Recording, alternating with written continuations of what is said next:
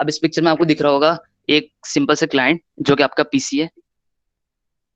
तो usually basically ये होता है, हम लोग जब ज्यादातर लोग जो हैं, हम लोग जब सर्वर एक्सेस कर रहे होते हैं, फॉर एग्जांपल हम लोग गूगल पे जाते हैं, तो हम लोग अपने ब्राउजर के जरिए कर रहे होते हैं। तो ब्राउजर जो होता है हम लोग का, वो क्लाइंट होता है।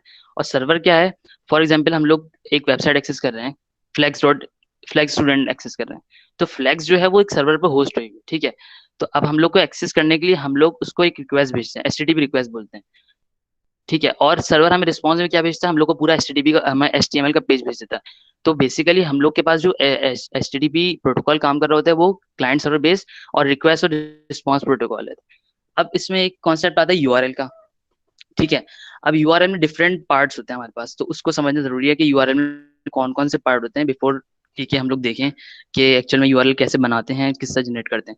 अच्छा, हम लोग का जो आज का सेशन है नोट जेएस, वो टोटली डिपेंड करेगा सर्वर के ऊपर। हम लोग सर्वर बनाना सीखें, किस तरह हम सर्वर बना सकते हैं, हम लोग किस तरह अपनी साइट खुद होस्ट कर सकते हैं, या हम लोग कहीं डिप्लॉय कर सकते हैं।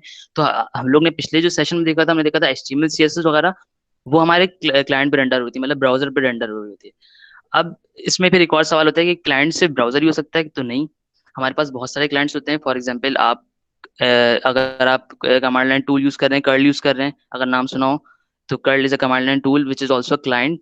और अगर पोस्टमैन यूज कर रहे हैं, ये इस तरह से बहुत सारे क्लाइंट्स होते हैं। तो लेकिन ब्राउजर मतलब ये कि यूजुअली जो एक कॉमन यूजर होता है, वो ब्राउजर के जरिए एक्सेस कर रहा होता है। अच्छा, अब हम लोग यूआरएल के बारे में डिस्कस करते हैं कि यूआरएल जो है, हमारे पास वेब पे कोई भी कहीं पे भी कोई साइट होस्ट हुई होती है, तो उसका एक यूआरएल होता है। तो हम लोग जो आइडेंटिफाई कर रहे होते हैं किसी भी वेबसाइट को, तो वो हम लोग आइडेंटिफाई करते हैं यूआरएल के जरिए। अब यूआरएल में हमारे पास तीन चार चीज होती हैं। एक तो हमारे पास ये प्रोटोकॉल मेंशन होता है कि एचटीटीपी है या एचटीटीपीएस है। एचटीटीपीएस पे भी हम बाद में आते हैं। उसके बाद फिर डोमेन होती है। अब डोमेन क्या है? ये बेसिकली इस डोमेन का कॉन्सेप्ट आएगा तो फिर मुझे आईपी आईपी बताना पड़ेगा। तो बेसिकली होता है ये कि हर कंप्यूटर को या हर मशीन जो जो भी वेब पर होती है, जो भी इंटरनेट पर है, उसको एक आईपी असाइन हुई होती है, ठीक है। जिस तरह आपको एक घर का एड्रेस असाइन हुआ होता है, इस तरह हर मशीन आईपी के जरिए जानी जाती है। लेकिन हम लोग यूजुअली ह्यूमन आईपी याद नहीं रख सकते। अगर मैं आपको बोलूं, फॉर एग्जांपल मैं आपको दिखाता हूँ कि गूगल की आईपी है क्या। तो अगर मैं चेक करूं कि गूगल की आईपी क्या है, तो गूगल की ये आईपी है, ठीक है। और मैं इसके जरिए भी गूगल को एक्सेस कर सकता हूँ। लेकिन हम लोग को ये याद रखना नामुमकिन सी बात है कि अगर हम गूगल की भी अलग याद रखें, फेसबुक की अलग याद रखें, तो हमारे पास एक सिस्टम आता है, डोमेन नेम सिस्टम। तो वो बेसिकली क्या करता है, वो एक सिंपल सा प्रोटोकॉल अलग होता है, उसमें ज्यादा डेप्थ में जाने की जरूरत नहीं है। समझो कि इस तरह से होता है कि हम आप उसको डोमेन नेम प्रोवाइड करते हैं, मतलब हम लोग नाम याद रख लेते हैं कि google.com, हम उसको प्रोवाइड करते हैं, वो हमें इन इन रिटर्न रिस्पॉन्स में आईपी रिटर्न करता है, और हम लोग फिर वो आईपी के जरिए एक्सेस कर लेते हैं। लेकिन ये पीछे back back of the door होता है कि हम लोग को ये नजर नहीं आ रहा होता है सारा काम, ठीक है। ये हो गया हमारे पास यूआरएल। अब इसके बाद फिर सवाल आता है कि हम लोग किस किस तरीके से हम लोग कम्युनिकेट कम्युनिकेट कर सकते हैं हमारे सर्वर के जरिए। तो हमारे पास चार पॉपुलर मेथड्स हैं, इसके अलावा भी होते हैं, ट्रेस होता है, हेडर होता है। लेकिन ये कि जो चार पॉपुलर मेथड है जो कि हमारे पास डाटा ट्रांसफर के लिए काम आते हैं, वो ये हैं कि गेट, पुट, पोस्ट और डिलीट। इसको हम लोग एचटीटीपी वेरिएबल्स भी कभी कभी कहते हैं, एचटीटीपी मेथड्स हमारे पास।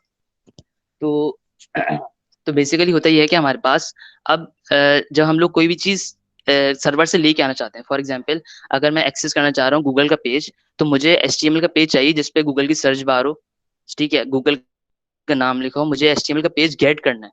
तो मैं यूज करूंगा, जब भी मैं कोई रिक्वेस्ट करूंगा तो मैं गेट यूज करूंगा।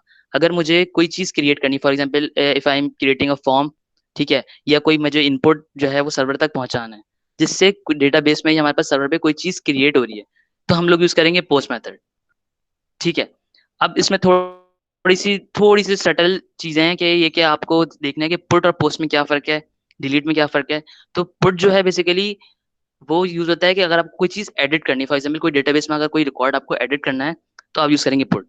और अगर कोई चीज क्रिएट करनी है, कोई नया यूजर क्रिएट करना है, कोई नई बुक एडिट करनी है, ऐड करनी है, तो हम यूज करेंगे पोस्ट। और इसी तरह से अगर कोई चीज डिलीट करनी है, कोई रिकॉर्ड हमें रिमूव करना है, तो हम लोग यूज करेंगे डिलीट का मेथड, ठीक है। यहाँ तक कोई क्वेश्चन, कोई जहन में कोई कंफ्यूजन आ रही हो? प्रोटोकॉल इज मोहम्मद साद पूछ रहे हैं, protocol is just about how the information is pass by internet.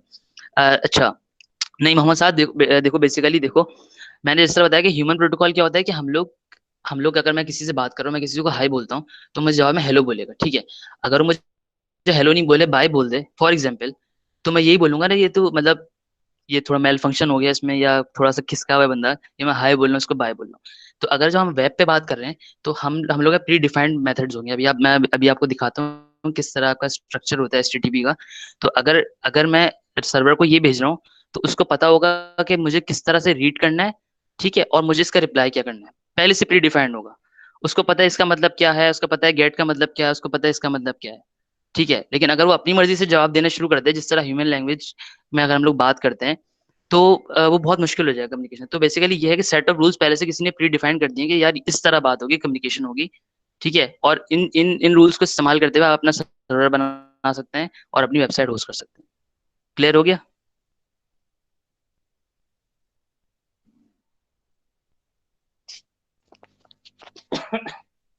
ठीक है। अच्छा, अब हम देखेंगे कि HTTP रिक्वेस्ट बेसिकली दिखती किस तरह की है। अगर हम यहाँ पे बात करें सिर्फ गेट रिक्वेस्ट की, अभी मैं आपको ब्राउजर में भी दिखाता हूँ किस तरह हमारी रिक्वेस्ट दिख रही होती है। तो हम लोग अगर अपनी रिक्वेस्ट में देखें, तो इस तरह से हमारी ब्राउजर से रिक्वेस्ट जारी होती है। हमारे पास मेथड होता है गेट रिक्वेस्ट का, ठीक है। फिर हमारे पास ये लिखा होता है कि हम लोग को किस डायरेक्टरी में जाके एक्सेस करनी है वो चीज़, ठीक है। उसके बाद एक छोटा सा क्वेश्चन मार्क होगा, और उस क्वेश्चन मार्क के बाद जो होगी वो हमारी क्वेरी होती है। और क्वेरी के बाद इसमें ये जो है हमारे पास आइटम इज इक्वल टू, मतलब ये कि हम लोग इस गेट करना चाह रहे हैं for example VW plus beetle. तो कोई भी पैरामीटर देना चाह रहे हैं, for example item is equal to कुछ भी कर सकते हैं, बुक वन फॉर एग्जांपल, कि हम लोग बुक वन का रिजल्ट देखना चाह रहे हैं, गेट करना चाह रहे हैं। अब HTTP 1.1 ये मेंशन कर रहा है कि हम HTTP का वर्जन कौन सा यूज कर रहे हैं। देयर आर डिफरेंट वर्जन, 1.1 भी है, 1.2, HTTP 2.0 भी आ गया है। तो ये मेंशन कर रहा होता है हमारे पास HTTP 1.1। फॉर एग्जांपल, मेरी स्क्रीन शेयर हो रही है? ठीक है। अगर मैं फ्लैक्स स्टूडेंट एक्सेस कर रहा हूँ, ठीक है, अब यहाँ पे अगर आप देखें, तो यहाँ पे नॉट सिक्योर लिखा हुआ आ रहा है। तो इसका मतलब ये कि हम लोग HTTP यूज कर रहे हैं, HTTPS यूज नहीं कर रहे हैं, एस मतलब सिक्योर। तो हम लोग HTTP यूज कर रहे हैं। और अगर इसके हम नेटवर्क टैब में जाके देखें कि बस सेकेंड,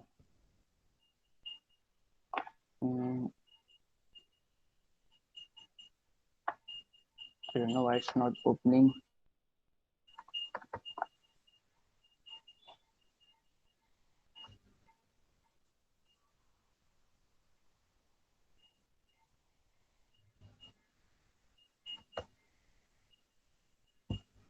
ठीक है, ये दिख रहा है आपको? अच्छा, ये हमारे पास नेटवर्क टैब कि जब भी हम लोग HTTP रिक्वेस्ट भेजते हैं, ठीक है, तो हम लोग के पास जो रिस्पॉन्स आएगा, जो रिक्वेस्ट जाएंगे, वो तमाम जो है आपके, अगर आप अपना इंस्पेक्ट एलिमेंट खोलेंगे ब्राउजर का, तो उसमें नेटवर्क के टैब में जाके तो देखेंगे तमाम रिक्वेस्ट और जो रिस्पॉन्सेज हैं वो आपके पास आ रहे होंगे। तो एक बार मैं रिफ्रेश कर देता हूँ इसको।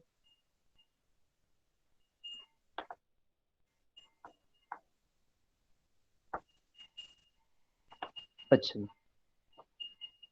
अच्छा, अभी देखो www.google.com, ठीक है। अब देखो हमारे पास जनरल हेडर्स, अब रिक्वेस्ट हम लोग ने रिक्वेस्ट भेजी है। तो रिक्वेस्ट का ये है कि अच्छा, ये जो है ना रॉ हेडर्स नहीं है, ये हमारे पास जो है ना क्रोम जो है थोड़ा सा इसका फॉर्मेट चेंज कर देता है। अ, इसमें रॉ हेडर शो करने का ऑप्शन, चलो ऐसे ही देख लो। तो बेसिकली हम लोग मेथड कौन सा यूज करें, गेट। हम लोग को पाथ कौन सा चाहिए, मतलब मैंने कोई मेंशन नहीं किया था www.google.com के बाद कोई चीज मेंशन नहीं की, कोई पैरामीटर मेंशन नहीं किया। इसका ना पाथ जो है, मैं रूट, ये रूट का निशान होता है, ठीक है। हम लोग यूज कौन सा कर रहे हैं, HTTPS यूज कर रहे हैं, ठीक है। उसके बाद ये तमाम जो होते हैं डिफरेंट हेडर्स होते हैं। तो हम लोग जो है रिक्वेस्ट के साथ हम लोग ये डिफरेंट हेडर्स भेज रहे थे, जो बता रहे होते हैं कि हम लोग को कुकी जो कि सेशन मेंटेनिंग में काम आ रही होती है, हमारे पास डिफरेंट डेटा को स्टोर करने में काम आ रही होती है, ठीक है। उसके बाद हम बता रहे हैं कि कौन सी लैंग्वेज एक्सेप्ट करेगा। तो हम लोग जब रिक्वेस्ट कर रहे हैं, तो हम लोग बता रहे हैं कि हम लोग इंग्लिश US हम लोग सेंड कर रहे हैं। हम बता रहे हैं कि हम हमें जो रिटर्न करे वो इंग्लिश में पेज रिटर्न करे। इसके बाद डिफरेंट इनकोडिंग्स के हेडर हैं। तो हमारे पास डिफरेंट हेडर्स होते हैं जितनी भी हमारे पास रिक्वेस्ट होती है। अब इसके रिस्पॉन्स में उसने क्या दिया, उसके रिस्पॉन्स में अगर हम यहाँ पे चेक करें रिस्पॉन्स में, तो ये पूरा आपके पास आ जाएगा, पूरा कोड जो उसने रिस्पॉन्स में रिटर्न किया है, जो कि आपके ब्राउजर ने इसको रेंडर किया है अपने ब्राउजर में, अपने V8 इंजन के जरिए। ब्राउजर के पास एक इंजन होता है जो कि पूरे कोड को वो कंपाइल कर सके, कह लो, या इंटरप्रेट कर सके। तो ये कोड उसने रिस्पॉन्स भेजा है, जो कि आपके उस पर शो हो गया है ब्राउजर पे। ठीक है, अब रिस्पॉन्स के हेडर में वो क्या क्या है इसमें कि उसने सेट कुकी किया हुआ है। अब कुकी के बारे में ज़्यादा डेप्थ में जाने की जरूरत नहीं है, मैंने बताया कि बेसिकली आपके सेशन मेंटेन हो रहे होते हैं। फॉर एग्जांपल अगर किसी वेबसाइट पे आप लॉगिन करते हो, ठीक है, तो अब एचटीटीपी जो है ना, वो है स्टेटलेस प्रोटोकॉल। कि मतलब अगर आप एक रिक्वेस्ट करते हो ना, तो वो कोई डेटा आपका मेंटेन नहीं रखता सर्वर जो है ना। अगर आप ब्राउजर से किसी वेबसाइट पे लॉगिन किया हुआ है आपने और आप रिक्वेस्ट भेजते हो, तो बिल्कुल स्टेटलेस होता है, मतलब एक रिक्वेस्ट का दूसरे से कोई ताल्लुक नहीं होता। तो हम लोग को कोई तरीका देना होता है कि जिस तरह से मतलब ऐसा ना हो कि आपने हर हर क्लिक पे आपको लॉगिन करना पड़े फेसबुक पे। तो वो याद रखता है कि यार इस बंदे ने लॉगिन किया हुआ है, ठीक है, तो वो हम लोग सेशन के जरिए मेंटेन करते हैं। डिफरेंट तरीके होते हैं, टोकन्स होते हैं, लेकिन क्या उसमें हम लोग का इस्तेमाल होता है कुकीज का। इसके अलावा हम लोग के पास कंटेंट टाइप है, डेट है। तो ये सारे हेडर्स होते हैं, आप खुद एक्सप्लोर कर सकते हैं डिफरेंट वेबसाइट पे जाके। ठीक है, अब इसमें यहाँ तक किसी को कोई मसला हो कि हेडर समझ नहीं आ रहे हो किसी को, या समझ नहीं आ रहा हो कि फॉर्मेट किस तरह होता है। अच्छा, ये जो मैंने बताया ना, ये हमारे पास रॉ फॉर्मेट होता है।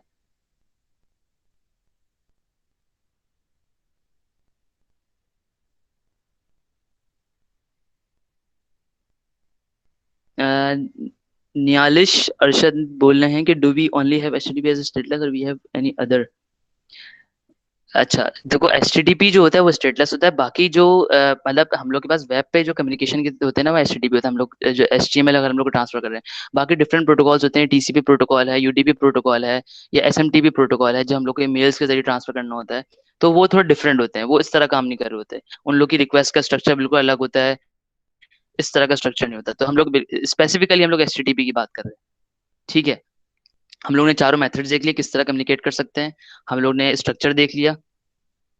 ठीक है, अच्छा ये स्पेसिफिकली 20 के 19 के वालों के लिए बहुत जरूरी है, क्योंकि उन लोगों को बिल्कुल नहीं पता होता। सही, ये जार्गन्स जो होते हैं हमारे पास, ये प्रोटोकॉल क्या होता है यार, रिक्वेस्ट कैसी में फंसे रहते हैं, और वो आगे लर्न नहीं कर पाते, जबकि इतना कोई मुश्किल चीज नहीं होती। तो अगर कोई भी क्वेश्चन हो, भले बिल्कुल बेसिक सा क्वेश्चन क्यों ना हो, तो वो पूछना जरूर। ठीक है, हमने रिक्वेस्ट देख लिया, हमने रिस्पॉन्स भी देख लिया कि रिस्पॉन्स किस तरह का आता है। रिस्पॉन्स, जब रॉ रिस्पॉन्स देखेंगे हम लोग, तो इस तरह का रिस्पॉन्स आता है कि हम लोग के पास स्टेटस कोड आता है। कि फॉर एग्जाम्पल हमने एक रिक्वेस्ट किया, अब फॉर एग्जाम्पल गूगल के सर्वर डाउन हो गया, ठीक है, या उनके कोई सर्वर मसला आ गया। अब वो क्लाइंट को किस तरह बताएगा? ऐसा तो नहीं हो सकता कि वो सिर्फ हम लोग के पास एक लोडिंग का वो घूमता रहे, बफरिंग हो रही है कि भाई यार रिजल्ट आ रहा है। वो अगर कोई इंटरनल सर्वर एरर होता है, हम लोग को शो करता है यार भाई सर्वर में कोई एरर हो गया, या कुछ और मसला, या हम लोग की रिक्वेस्ट में कोई मसला है, तो हम लोग को यूजर को रिस्पॉन्ड करता है किसी एरर स्टेटस कोड के जरिए। अब वो आपके वेबसाइट बनाने वाले का काम है कि वो किस तरह यूजर को शो करता है। तो 200 जो है, अभी हम लोग आगे स्टेटस कोड देखेंगे, ये 200 शो कर रहा है कि रिस्पॉन्स वाज ओके, कि मतलब हम लोग का जो रिक्वेस्ट थी वो बिल्कुल ओके थी, सर्वर में कोई मसला नहीं हुआ, जो रिस्पॉन्स आया बिल्कुल बिल्कुल सही आया है। ठीक है, अब हम लोग देखेंगे स्टेटस कोड्स क्या होते हैं। जैसे मैंने बताया 200 जो होता है, तो वो हमारे पास सक्सेसफुल का होता है कि अब हमारी रिक्वेस्ट जो है सक्सेसफुल हो गई है। इसके अलावा वन के आगे मतलब 101, 102, 103 इस तरह होता है। तो वन से जो शुरू होते हैं वो इन्फॉर्मेशन होते हैं। टू से हमें पता चल रहा है कि यह सक्सेसफुल हो गई है। उसमें डिफरेंट वो होती है कि आपकी थोड़ी अपनी मर्जी भी होती है, और थोड़ी प्री डिफाइंड रूल्स होते हैं कि आपको 200 किस उसमें भेजना है, 201 किस उसमें भेजना है। तो इसकी पूरी आरएफसीज होती हैं, डॉक्यूमेंट्स होते हैं, जो कि पहले से डिफाइंड होते हैं। और अगर हम लोग कोई रिडायरेक्शन कर रहे होते हैं, तो वो 302, 303 इस तरह करके आ रहा होता है कि कोई रिडायरेक्शन हो गई है। अगर कोई इंटरनल सर्वर एरर है, कोई सर्वर एरर आ गया, तो हम लोग शो करते हैं कि 5 के जरिए 501 एरर। अक्सर आपने देखा होगा अक्सर आप स्लेट एक्सेस करते हैं, तो ज्यादातर, बल्कि अक्सर क्या ज्यादातर जो है वो सर्वर एरर मिल रहा होता है आप लोगों को। ठीक है, फिर हमारे पास आता है H T T P S. अब हमने एच टी टी पी देख लिया, ठीक है। हमने जब फ्लेक्स स्टूडेंट एक्सेस किया, तो फ्लेक्स स्टूडेंट में थोड़ी सी ये हुआ है कि हम लोग के पास एच टी टी पी पे भी है और H T T P S के ऊपर भी है। तो अगर मैं यहाँ पे H T T P S, अभी अभी नॉट सिक्योर आ रहा है, ठीक है, यहाँ पे नॉट सिक्योर आ रहा है। अगर मैं थोड़ा बड़ा करके दिखा दूँ, ठीक है, हमारे पास नॉट सिक्योर लिखा हुआ आ रहा है। लेकिन अगर मैं चाहूँ तो बेसिकली ऐसा होता तो नहीं है, लेकिन रिडायरेक्शन करनी होती है हम लोग को, तो H T T P S के ऊपर भी अवेलेबल है हमारे पास। लेकिन H T T P S जब आएगा, तो आप देखोगे एक लॉक लगा होगा। तो अब इसमें फर्क क्या है कि हम H T T P use करें या H T T P S use करें। हमने अभी एच टी टी पी देखा। तो H T T P basically ये है कि आपका जो H T T P protocol है, उसको उसके ऊपर टी एल एस और एस एस एल की लेयर होती है। Security layer. अब इसमें घबराने की जरूरत नहीं है कि टीएलएस क्या है, एसएसएल क्या है। एक सिंपल ही समझ लो कि हमारे पास जो कम्युनिकेशन हो रही होती है, डेटा पास हो रहा होता है, तो वो इनक्रिप्टेड होता है। इनक्रिप्टेड मतलब कि आपका जो डेटा होता है वो क्लियर टेक्स्ट में नहीं जाएगा, वो गिबरिश जाएगा। और सिर्फ वो सिर्फ जो है सर्वर समझ सकता है और आप समझ सकते हैं। अगर कोई मिडिल कोई अगर ईव्स बैठा हुआ है, कोई बीच में बंदा बैठा है और आपकी कम्युनिकेशन रिकॉर्ड कर रहा है या देख रहा है, तो वो आपकी, फॉर एग्जांपल ये फ्लैक्स के अलावा कोई बैंक वेबसाइट भी हो सकती है कि आपका कोई क्रेडिट कार्ड नंबर देख ले, या आपका कोई बिटकॉइन का वॉलेट चोरी कर ले।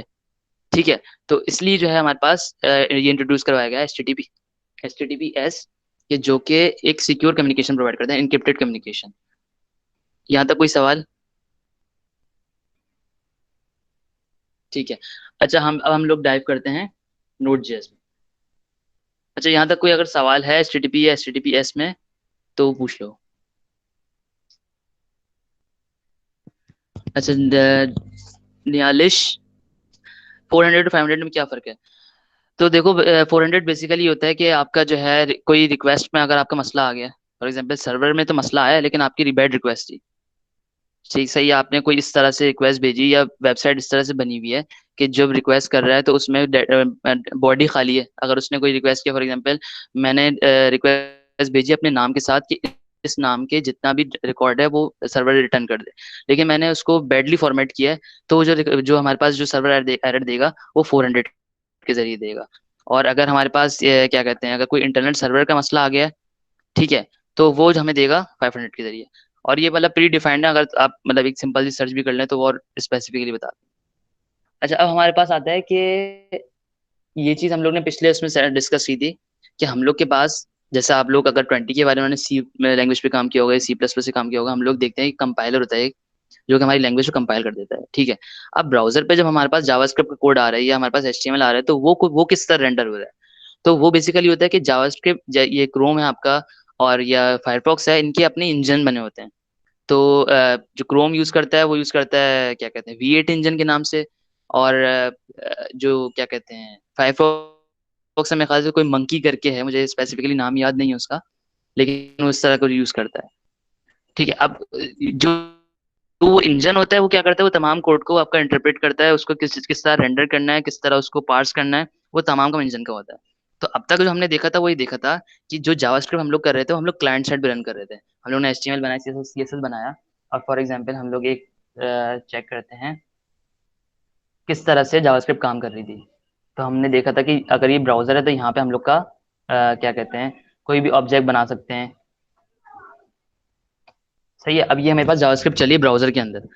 अब मुझे आउटसाइड ऑफ द ब्राउजर अगर मुझे चलानी है तो हमारे पास क्या तरीके हैं? अच्छा, इससे पहले मैं एक जिक्र करूंगा कि हम लोग बेसिकली डिफरेंट मेथड्स होते हैं हमारे पास। तो हम लोग ब्राउजर पे क्या यूज करते हैं, एचटीएमएल सीएसएस जावास्क्रिप्ट। ठीक है। इसके ऊपर डिफरेंट फ्रेमवर्क्स वगैरह होते हैं, जो इसके जो कोर है वो ये है। फिर हमारे पास सर्वर साइड होता है। अब सर्वर बनाने के लिए आपको, या सर्वर साइड की प्रोग्रामिंग के लिए आपके पास डिफरेंट तरीके होते हैं। आप डिफरेंट फ्रेमवर्क्स हैं, डिफरेंट लैंग्वेजेस हैं, आप पाइथन में बना सकते हैं, पाइथन, फ्लास्क, जेंगो। ठीक है। उसके बाद आप जावा के बहुत सारे हैं, स्प्रिंग बूट। सही है। आपके इस पे जावास्क्रिप्ट के जो नोड जेएस है, जावास्क्रिप्ट के ऊपर है। फिर गो लैंग्वेज के ऊपर भी हैं। मतलब डिफरेंट आपके पास ऑप्शंस होते हैं। तो अब हम नोड जेएस ही क्यों यूज कर रहे हैं, मतलब इसका रीजन होना चाहिए ना, नोड जेएस क्यों सीख रहे हैं? तो फर्स्ट ऑफ ऑल ये है कि नोड जेएस सीखना बहुत आसान है। तो ये बहुत इजीली आप जो है ना अपना एक वेबसाइट होस्ट कर सकते हैं, बना सकते हैं, सर्वर बना सकते हैं। तो सबसे पहला रीजन। दूसरा रीजन ये है कि जब हम लोग बिगनर्स होते हैं, हम लोग पहले क्लाइंट साइड पे काम करते हैं, तो हम लोग सीख लेते हैं भाई एचटीएमएल पे किस तरह काम हो रहा है, सीएसएस पे किस तरह काम हो रहा है, जावास्क्रिप्ट सीख ली। अब हमने जावास्क्रिप्ट सीख ली, तो अब हम लोग को एक नई लैंग्वेज सीखने में थोड़ा सा हम लोग जो है इंटिमिडेट होते हैं कि यार एक नई लैंग्वेज सीखनी है। अब सर्वर साइड के लिए आप जावा अलग से सीखेंगे, उसके लिए फिर आपको ऊब सीखनी पड़ेगी। ठीक है। तो इस हम लोग को नोटजेस का फायदा ये है कि आपको नई लैंग्वेज नहीं सीखनी पड़ेगी, वही जो जावास्क्रिप्ट आपने क्लाइंट साइड के लिए सीखी है ना, वही आप सर्वर साइड पे चलाएंगे, और वही सर्वर साइड पे आप पूरा सर्वर बना देंगे।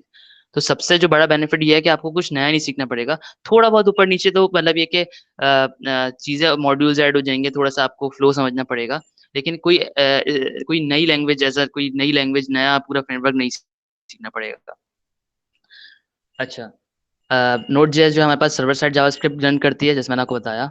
और नोड जेएस जो है वो हाई परफॉर्मेंस है, मतलब ये कि हम लोग अगर कंपेयर करें एज कम्पेयर टू पाइथन, तो नोट जेएस एसिंक्रोनस, अभी हम इस पे आते हैं। एसिंक्रोनस, एसिंक्रोनस क्या होता है और एसिंक्रोनस किस तरह मतलब प्रूव करेंगे कि वो एसिंक्रोनस क्या है, उसका फवायद क्या है।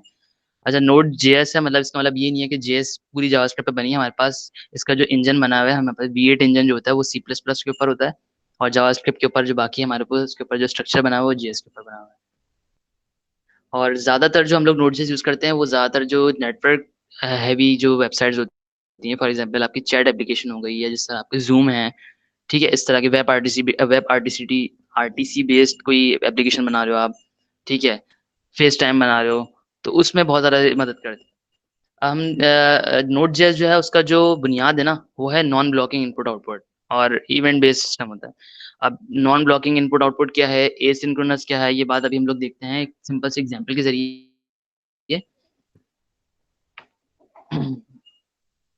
ठीक है, तो बेसिकली देखो सिंक्रोनस टास्क जो होते हैं ना वो ये होते हैं कि फॉर एग्जांपल एक रियल वर्ल्ड एनालॉजी लेते हैं कि हम लोग एक रेस्टोरेंट जाते हैं, ठीक है, और उस रेस्टोरेंट में हम लोग कुछ ऑर्डर करते हैं, और उस ऑर्डर कर जब हम लोग मतलब 3 लोग गए एक रेस्टोरेंट में, सही है, और एक पहले बंदे ने ऑर्डर कर दिया।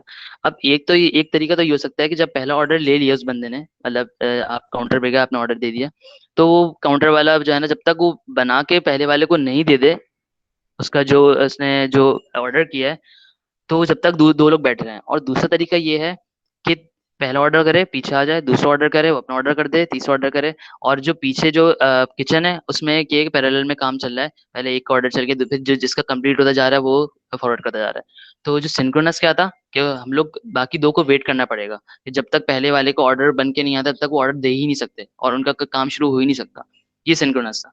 और एसिंक्रोनस क्या है कि पहले ना गया, ऑर्डर दे दिया, काम शुरू हो गया, पीछे अगला गया, अगले ने ऑर्डर दे दिया, काम आपको नहीं पता पीछे क्या काम हो रहा है, और जिसका तैयार होता जाएगा वो आगे आता जाएगा। पहले हो सकता है कि दूसरे वाले ने पहला ऑर्डर किया, अगर उसका छोटा ऑर्डर है तो पहले आ जाए।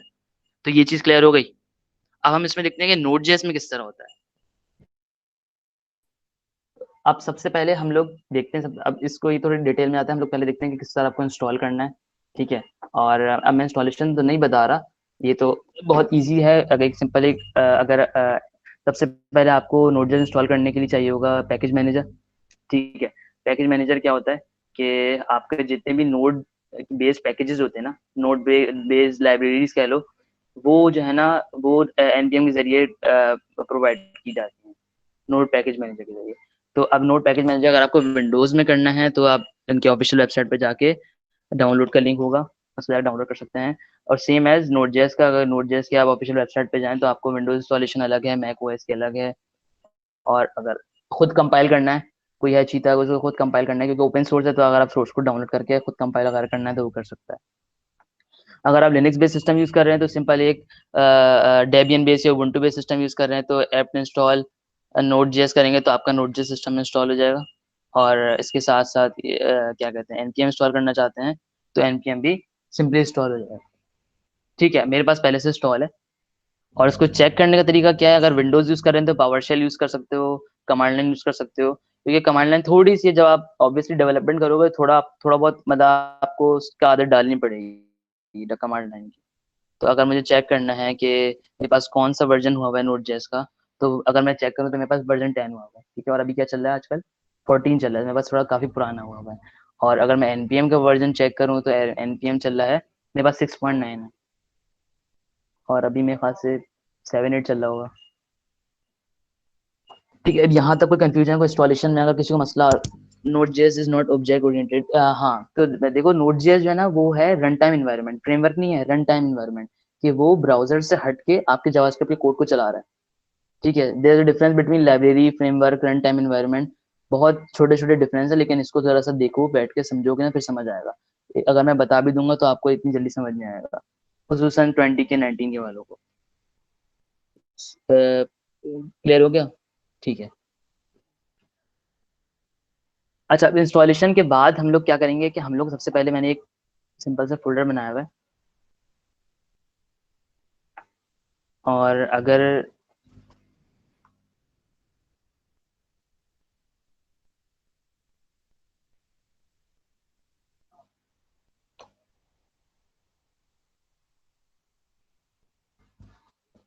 मेरा एडिटर दिख रहा है, वीएस कोड दिख रहा है सबको?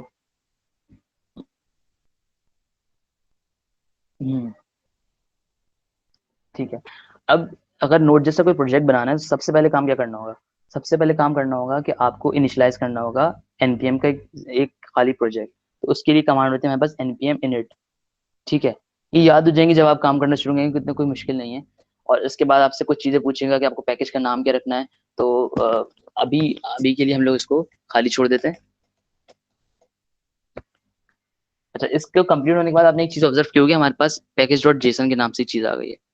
ठीक है।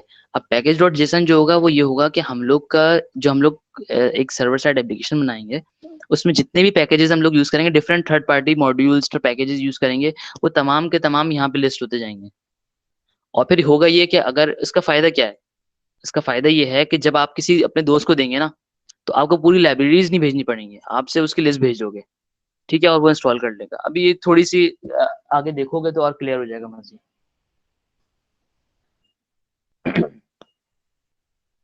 अब इसको देखने के बाद हम लोग देखते हैं कि एक बेसिक सा, बिल्कुल बहुत ही बेसिक सा नोड जेएस में एचटीटीपी अगर सर्वर बनाना है हम लोग को, वो किस तरह बनाएंगे खाली नोड जेएस पे। अब नोड जेएस हम लोग ने देखा कि रन टाइम एनवायरनमेंट है, नॉट अ फ्रेमवर्क।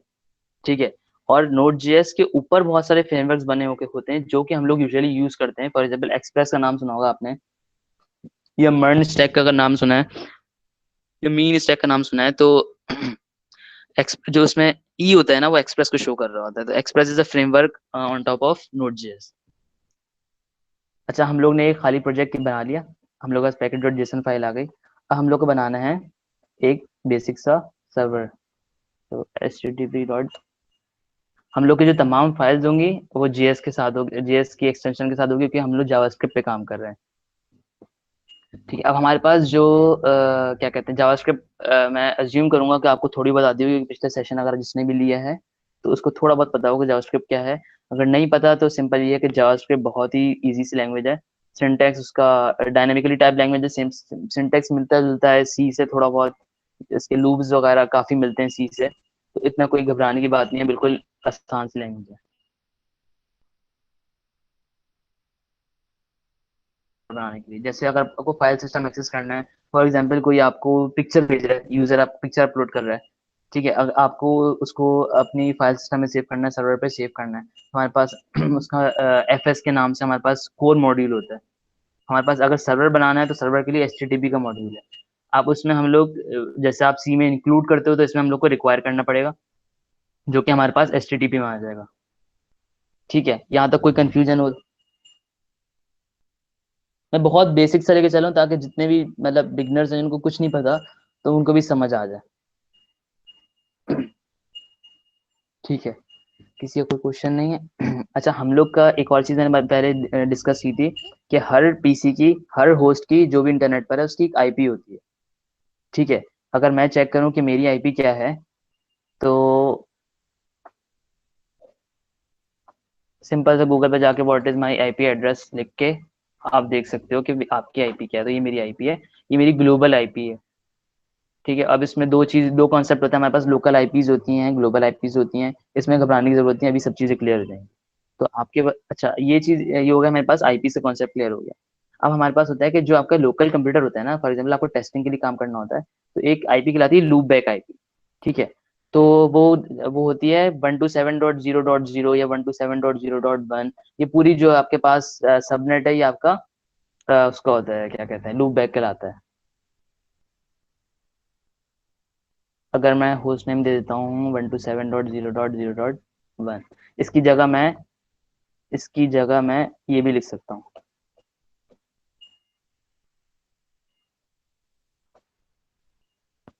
ठीक है, दोनों बिल्कुल सही हैं, दोनों एक ही चीज को रिप्रेजेंट कर रहे हैं।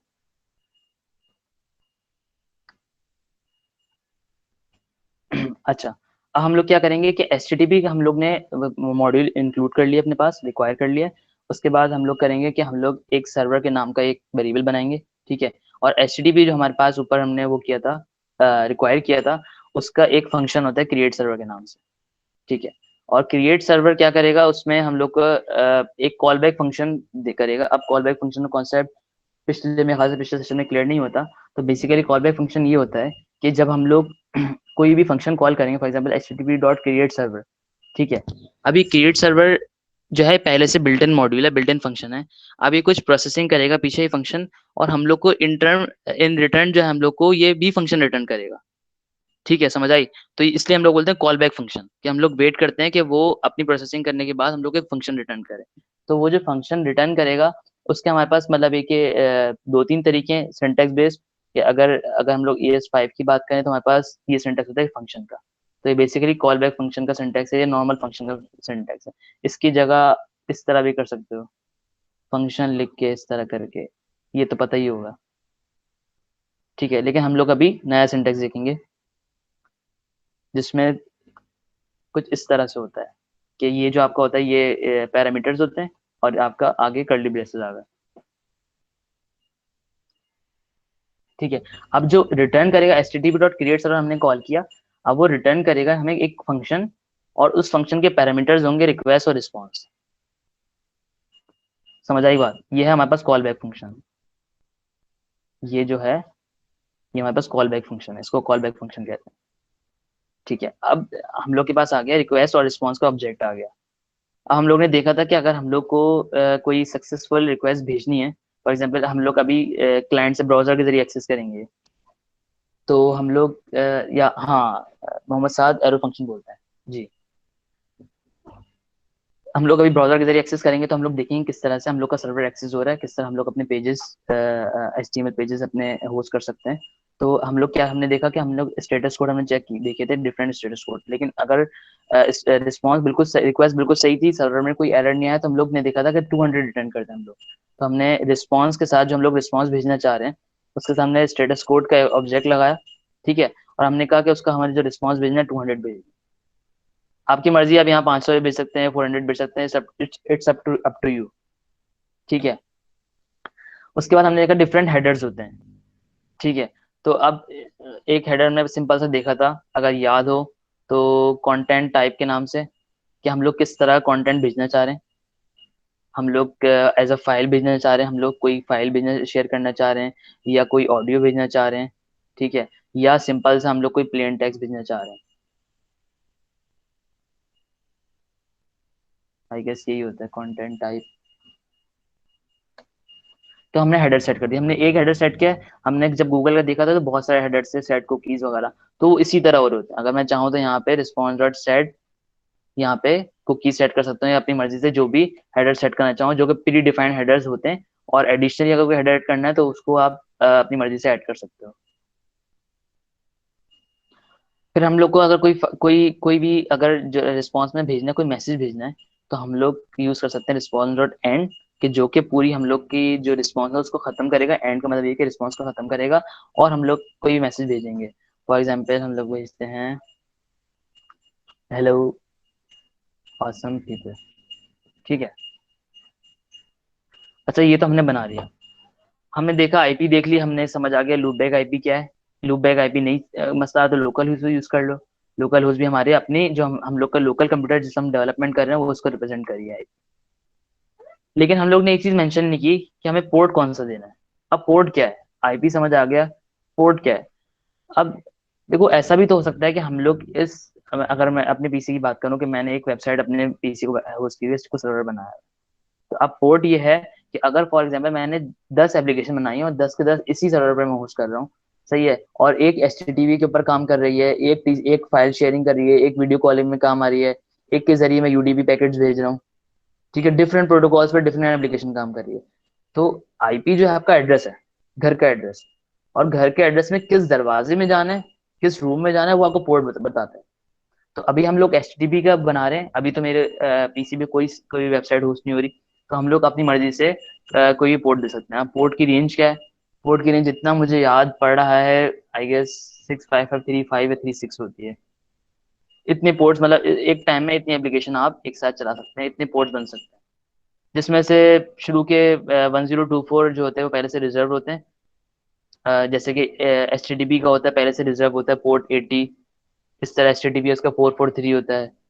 तो पहले से कुछ रिजर्व पोर्ट्स होते हैं, इनके अलावा जो होता है हम अपनी मर्जी से जो सा पोर्ट देना चाहें अपनी अपनी अपनी एप्लीकेशन को दे सकते हैं। अब हमने रिस्पॉन्स क्रिएट कर लिया, हम चाह रहे हैं किस पोर्ट पे हमें लिसन करना है। जो सर्वर है ऑब्वियसली वो जब भी एक्टिव होगा तो लिसन करता रहेगा, कोई कहीं से कहीं कहीं भी दुनिया के कहीं से। कोई उससे रिक्वेस्ट भेज रहा होगा। तो हम लोग क्या करेंगे, जो हमने सर्वर बनाया है, ये हमने सर्वर बना दिया है, ठीक है। हम कहेंगे कि सर्वर जो है लिसन करे, हम लोग देंगे पोर्ट। पोर्ट हमने मेंशन नहीं किया है तो पोर्ट यहाँ दे देते हैं, पोर्ट।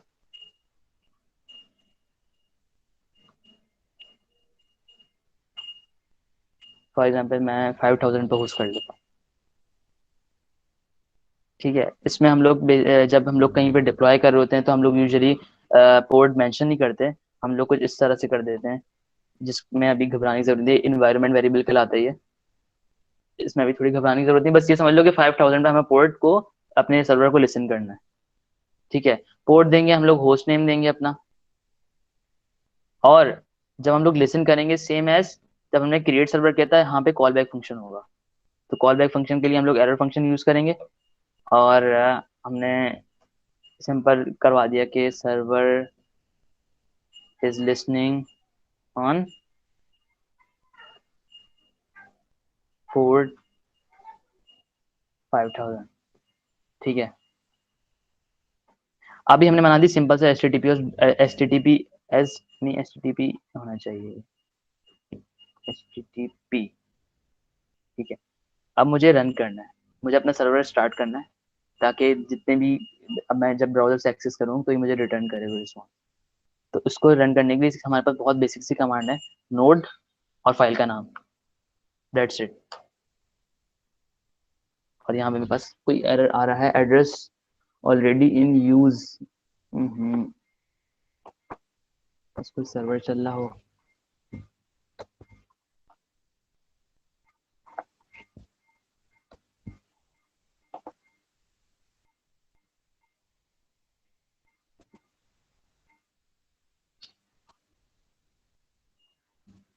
एक सेकेंड।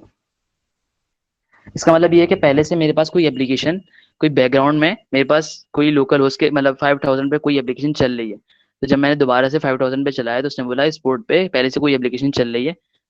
तो कोई बैकग्राउंड में एप्लीकेशन चली गई जो मुझे नहीं दिख रही थी, हम देखते हैं दोबारा चला के, वरना पोर्ट चेंज कर लेंगे। चल गई, ठीक है। अब क्या लिखा है, server is listening on port 5000। तो अगर मैं अपना ब्राउजर खोलूँ और मैं जाके चेक करूँ, लोकल होस्ट मैंने कहा हमारा पीसी का अपना होता है, ठीक है, लोकल होस्ट, और मैं आगे मेंशन करूंगा पोर्ट नंबर। थोड़ा सा छोटा लिखा हुआ आ रहा है, लेकिन अगर मैं इसको थोड़ा जूम करूं,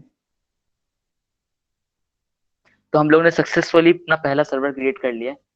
अब ये लोकल होस्ट की जगह हम लोग के पास, हम जब इसको अगर फॉर एग्जांपल इस साइट को मैं होस्ट कर दूं तो यहाँ पे मेरी साइट का यूआरएल होगा। इसकी जगह अगर मैं, जैसे मैंने बोला था, लूप बैक आईपी होती है 127.0.0 या 0.1, और इसके आगे अगर मैं मेंशन कर दूं तो ये भी मेरे पास आ गया। तो दोनों सेम है, सेम चीज को रेफर कर रही है। अच्छा, अब हम लोग चाह रहे हैं कि हम लोग ने सर्वर तो बना लिया, लेकिन हमने जब गूगल एक्सेस किया था तो हमारे पास इस तरह कुछ नहीं आया था, हम लोग का पूरा पास, हमारे पास पूरा एचटीएमएल पेज आ गया था, ठीक है। तो अब इसमें डिफरेंट मेथड्स होते हैं, हम यहाँ पे इसकी जगह हम पूरा एचटीएमएल ही भेज सकते हैं। फॉर एग्जांपल मैं अगर चाहूँ तो यहाँ पे मैंने एक एचटीएमएल का टैग लिखा h1, ठीक है, h1 रेफर्स फॉर हेडर।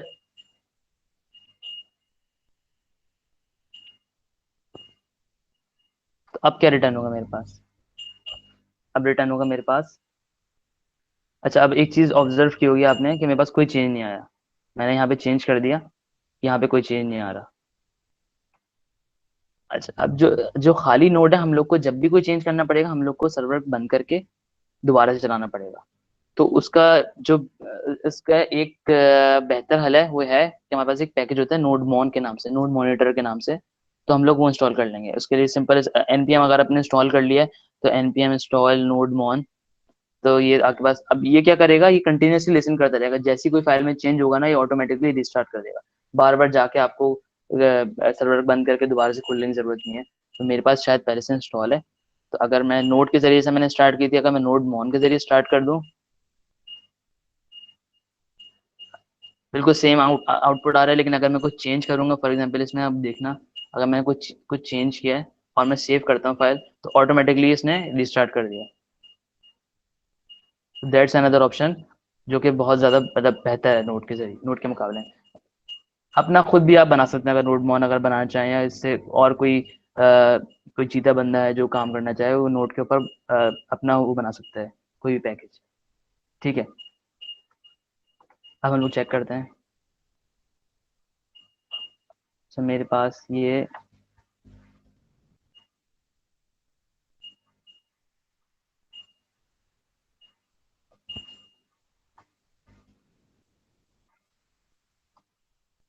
बस HTML टैग्स दिखा रहा है, एक सेकेंड।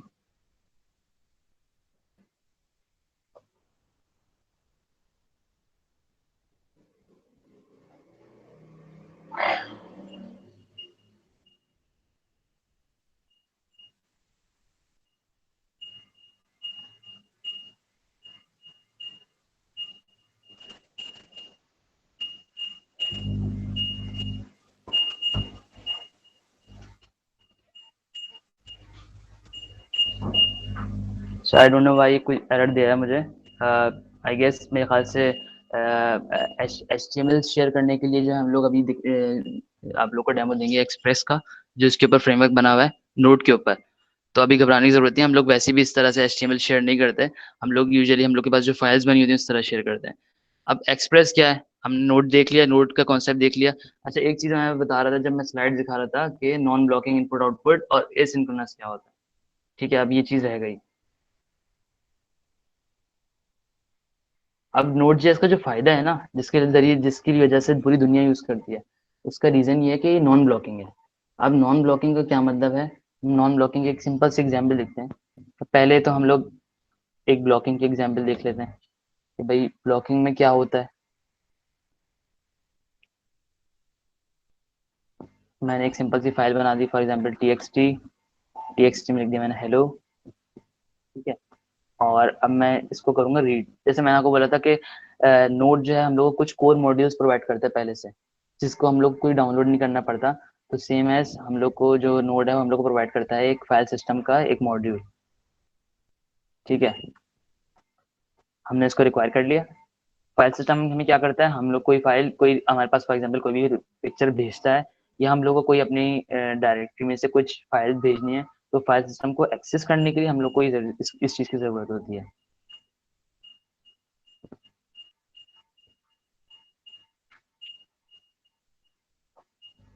ठीक है, अब फॉर एग्जांपल मैं कोई डेटा रीड करना चाह रहा हूँ, मैंने एक फाइल बना दी time.txt के नाम से, इसमें हेलो लिखा था मैंने। तो हमारे पास अगर मैं रीड कर रहा हूँ, अच्छा देखो इसमें क्या लिखा है, रीड फाइल सिंक मतलब सिंक्रोनस। और सिंक्रोनस की मैंने एग्जांपल दी थी रेस्टोरेंट के जरिए कि सिंक्रोनस क्या है कि जब कोई भी एक बंदा आए, वो जब तक उसको ऑर्डर नहीं मिल जाता अगला अगला बंदा ऑर्डर नहीं कर सकता। ये सिंक्रोनस की एग्जांपल है।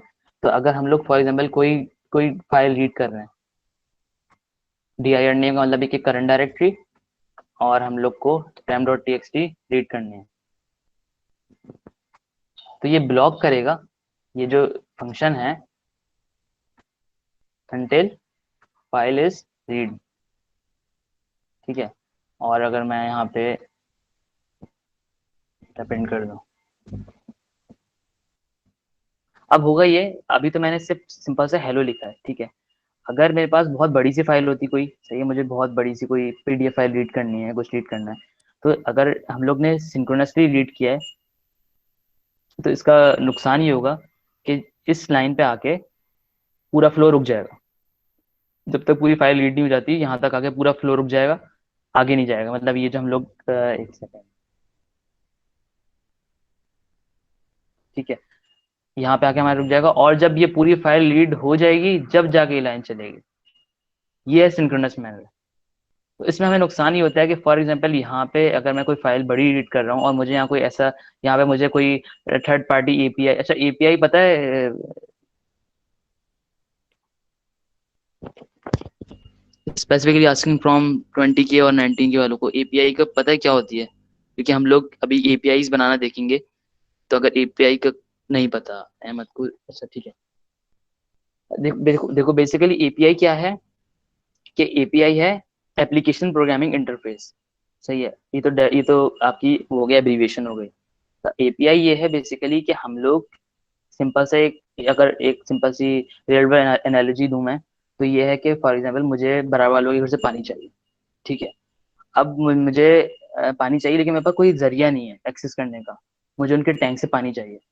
तो अब वो क्या करेंगे, मुझे कोई किसी ना किसी तरह का इंटरफेस प्रोवाइड करेंगे जिसको वो कंट्रोल कर सकें। तो मुझे क्या करेंगे, वो अपने टैंक में डाल के मुझे पाइप दे देंगे। तो ये आपका इंटरफेस हो गया। और वो चाहे जितना जितना मुझे देना चाहे उतना दे सकते हैं, जितना रोकना चाहे रोक सकते हैं।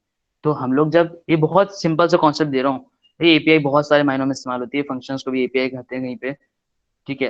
अब हम लोग को, जो हम लोग सर्वर, जब हम नोड.जेएस देख रहे हैं, उसमें हमें क्या करना है, हम लोग को एंड पॉइंट्स प्रोवाइड करना है, कि हम लोग एपीआई बना के देंगे जो कि फॉर एग्जाम्पल अगर यूजर को अपना डेटा चाहिए, तो ये गेट रिक्वेस्ट भेजता है डेटा करने की, तो कंट्रोल हमारे पास है। हमने उसको एक एक्सेस पॉइंट दे दिया कि यार ये एंड पॉइंट ले लो, ठीक है, गेट डाटा के नाम से बना दिया कि इस एक्सेस पॉइंट पे इसको एक्सेस करोगे तुम्हारा तुम्हारा डेटा मिल जाएगा। इससे ज्यादा वो एक्सेस नहीं कर सकता, ठीक है। तो हमने एक इंटरफेस दे दिया उसको, जिसके जरिए हम लोग का पूरा अपना डेटा एक्सेस कर सकते हैं। क्लियर हुआ कुछ कॉन्सेप्ट? अभी जब देखोगे किस तरह हम लोग शेयर कर रहे हैं, तो और चीज क्लियर हो जाएगी, किस तरह एपीआईज बना रहे हैं हम लोग, तो और मजीद क्लियर हो जाएगी। अगर मैं अभी इसको चलाऊंगा तो ये फौरन चल जाएगा, क्योंकि हम लोग की फाइल बहुत छोटी सी थी। तो ये बफर शो कर रहा है, क्योंकि ये इसने UTF-8 में रीड नहीं किया है, इनकोडिंग सी चेंज थी। और बेसिकली ये कि हम लोग को ये हेक्स में दिखा रहा है। लेकिन ये अगर कोई बड़ी फाइल होती तो ये वेट करता जब तक ये आगे नहीं आता। अगर अब इसकी कोई एग्जांपल देते हैं, अगर हम लोग नॉन ब्लॉकिंग की, हम देखते हैं नॉन ब्लॉकिंग क्या है, तो ब्लॉकिंग भी मजीद क्लियर हो जाएगा, क्योंकि एक बड़ी फाइल तो अभी नहीं बना पाऊंगा मैं।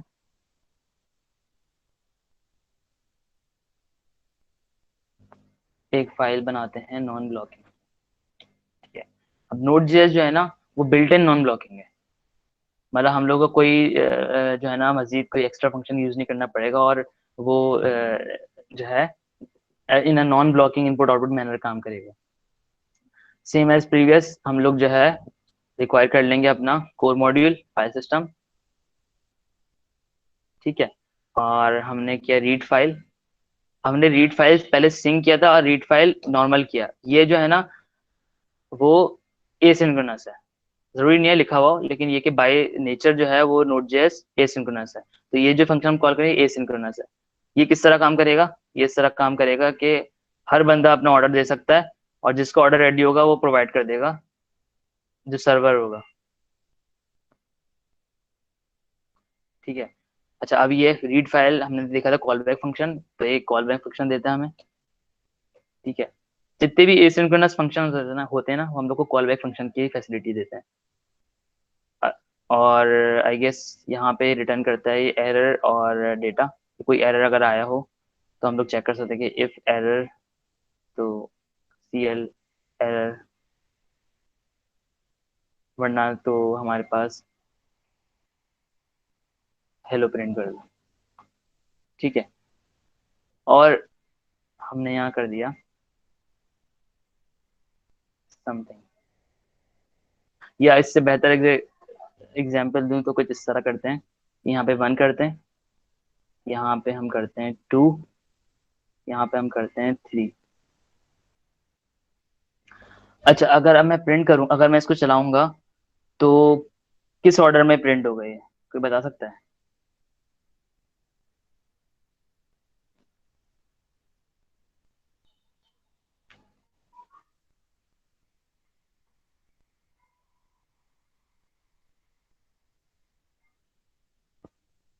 132। बिल्कुल सही कहा। बिल्कुल ऐसी सही, बिल्कुल सही कहा कि 132 होगी। उसकी वजह क्या है? मैं थोड़ा सा बड़ा कर देता हूँ इसको।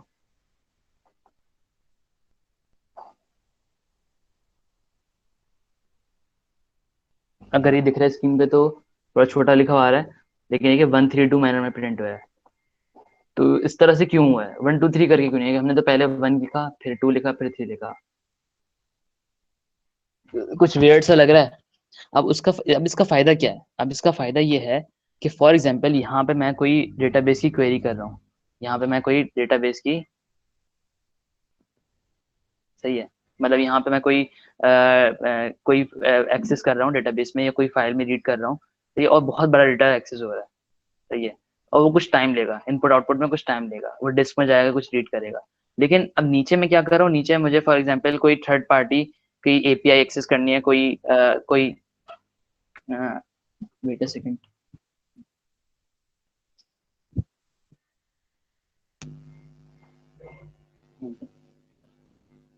हाँ, तो मैं क्या बता रहा था, हाँ, अगर हम लोग को कोई थर्ड पार्टी एपीआई एक्सेस करनी है, कुछ और काम करना है, तो जब तक हमारे पास जो प्रोसेसर है हमारे पास, वो हमारे पास डेटाबेस रीड कर रहा है, हम लोग सीधे में कुछ और काम कर रहे हैं। हम ऐसा नहीं कि यहाँ आए और हम लोग जब तक डेटाबेस में कोई काम हो रहा है और जब तक कोई रिटर्न नहीं करता डेटा हमारे पास, तब तक हम लोग बैठे रहें और यहाँ पे कोई मजीद काम नहीं सके। इसने अभी क्या किया, इसने रन किया, ठीक है, उसके हमने फाइल रीड की, फाइल रीड करने में कुछ डिले आया, तो वो रुका नहीं रहा, वो आगे बढ़ा, उसने ये इस लाइन को एक्सेस किया, ठीक है, इस लाइन को इंटरप्रेट करने के बाद इसको प्रिंट कर दिया 3, और फिर जब इसका रिजल्ट आया कॉल बैक के जरिए, तो उसने इसको रिटर्न कर दिया। अब यहाँ में ये फायदा होगा कि हम लोग कोई भी इनपुट आउटपुट ऑपरेशन प्रिंट कर रहे हैं या एक्सेस कर रहे हैं कोई डेटाबेस को, तो हमारे पास ये फायदा होगा कि हम लोग जो है वो एसिंक्रोनस मैनर में एक्सेस कर सकते हैं, इससे स्पीड बढ़ जाएगी हमारे पास। अगर यही चीज सेम आप पाइथन पे करोगे, पाइथन में भी अब आ गए हैं एसिंक्रोनस कुछ लाइब्रेरीज, लेकिन पाइथन जो है अगर क्लास पे कर रहे हो तो वो बाय नेचर जो है एसिंक्रोनस नहीं है, उसमें थोड़ा सा बॉटलनेक आता है। ठीक है, यहाँ तक क्लियर हो गया, blocking non blocking, asynchronous synchronous, node JS का इंजन, ये चीजें क्लियर हो गई। सर्वर किस तरह बनाया हमने।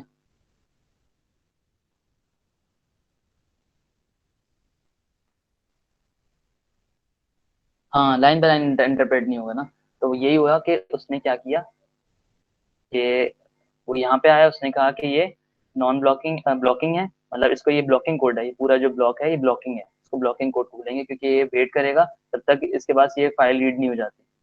तो फाइल मेरे पास 100,000 लाइन्स की हो सकती है, सही है, तो ये यहाँ पे वेट करेगा जब तक सीधे में ये रिटर्न कर देगा, और जब तक कॉल बैक का रिस्पॉन्स नहीं आएगा तब तक ये चीज प्रिंट नहीं होगी।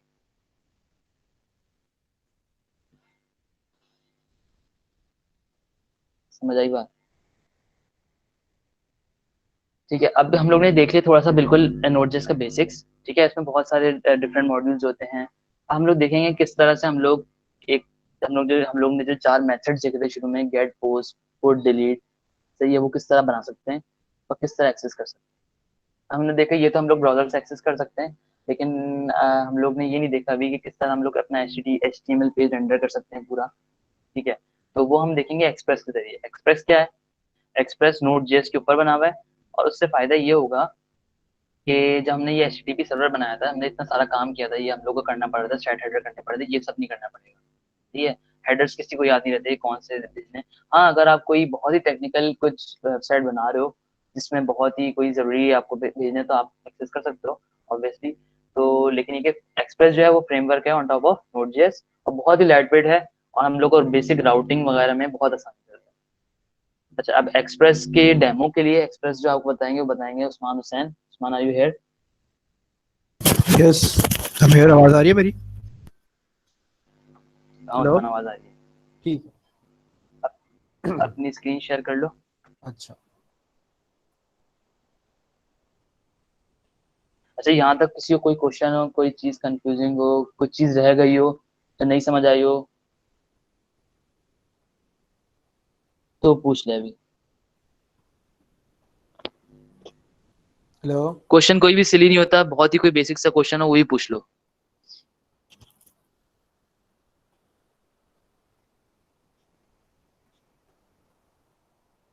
ठीक है, किसी को क्वेश्चन नहीं है, मैं स्टार्ट करूं एक्सप्रेस?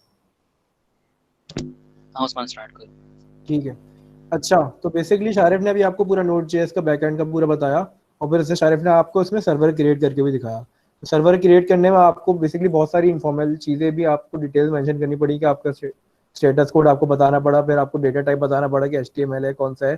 तो ऐसे क्या कहते हैं, एक्सप्रेस जो है बेसिकली यही काम हमारा करता है, मगर वो हमारा काम बहुत ईजी कर देता है, और सारा काम हमारा बहुत शॉर्ट में हो जाता है, और बाकी आपको जो अननेसेसरी डिटेल्स हैं वो बतानी नहीं पड़ती। एक्सप्रेस जो है बेसिकली नोड जेएस का मॉड्यूल है, और वो हमें एनपीएम के जरिए इंस्टॉल करना पड़ता है। तो एनपीएम हमने इंस्टॉल कर लिया, और नोड जेएस भी हम इंस्टॉल कर चुके हैं, मैं अज्यूम कर रहा हूँ कि हम सब कर चुके हैं। शारिफ ने बताया किस तरह होता है। इसके बाद मैं एक फाइल बना के दिखाता हूँ आपको, जिससे आप ये काम कर सकते हैं। बेसिकली मैं यहाँ पर आ जाता हूँ।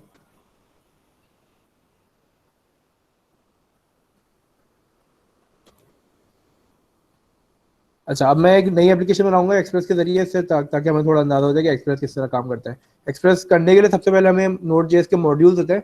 मॉड्यूल्स बेसिकली नोड जेएस के ये होता है कि वो बने बनाए हमारे पास फंक्शंस हैं और उनको हम यूज कर सकते हैं जो हमारा काम आसान कर देते हैं। तो एक्सप्रेस भी जो है बेसिकली हमारे पास एक नोड जेएस का मॉड्यूल है। सबसे पहले काम शुरू स्टार्ट करने के लिए मैं npm init कर लेता हूँ, ताकि एक हमारी पैकेज डॉट जेसन फाइल बन जाए।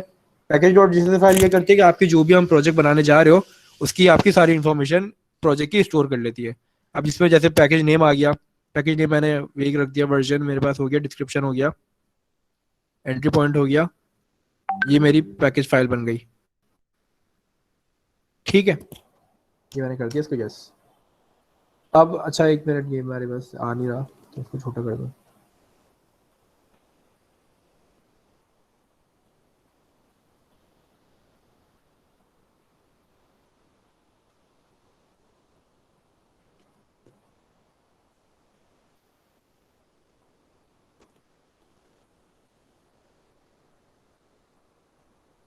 ठीक, ये नजर आ रहा है अब। ठीक है, अब मैं सबसे पहले जो है npm के जरिए अपना एक्सप्रेस इंस्टॉल कर लूंगा।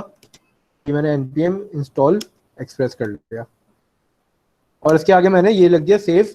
सेव का ये काम करता है कि आपके जो पैकेज जेसन है इसमें अभी जब मैं करूंगा आप देखेंगे कि डिपेंडेंसीज की एक वो बन जाएगी।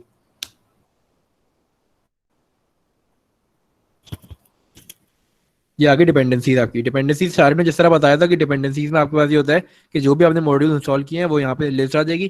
फिर अगर मैं किसी अपने दूसरे बंदे को ये प्रोजेक्ट भेजूंगा, उसको चलाने के लिए क्या करना होगा, बस npm इंस्टॉल एक्सप्रेस कर लेना होगा, तो उसके बाद ये प्रोजेक्ट चल जाएगा रन करने के लिए।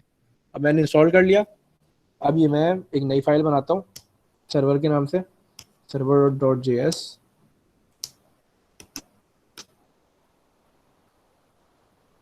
मेरी आवाज़ सबको आ रही है? ठीक है। अच्छा, अब मैंने एक्सप्रेस इंस्टॉल कर लेता है। एक्सप्रेस में सबसे पहले करूंगा रिक्वायर। नोड जेएस में रिक्वायर करने के लिए आप इस तरह लिखते हैं, कांस्टेंट का मैंने एक्सप्रेस का मैंने वेरिएबल बना लिया, इसको मैंने रिक्वायर कर लिया एक्सप्रेस करके।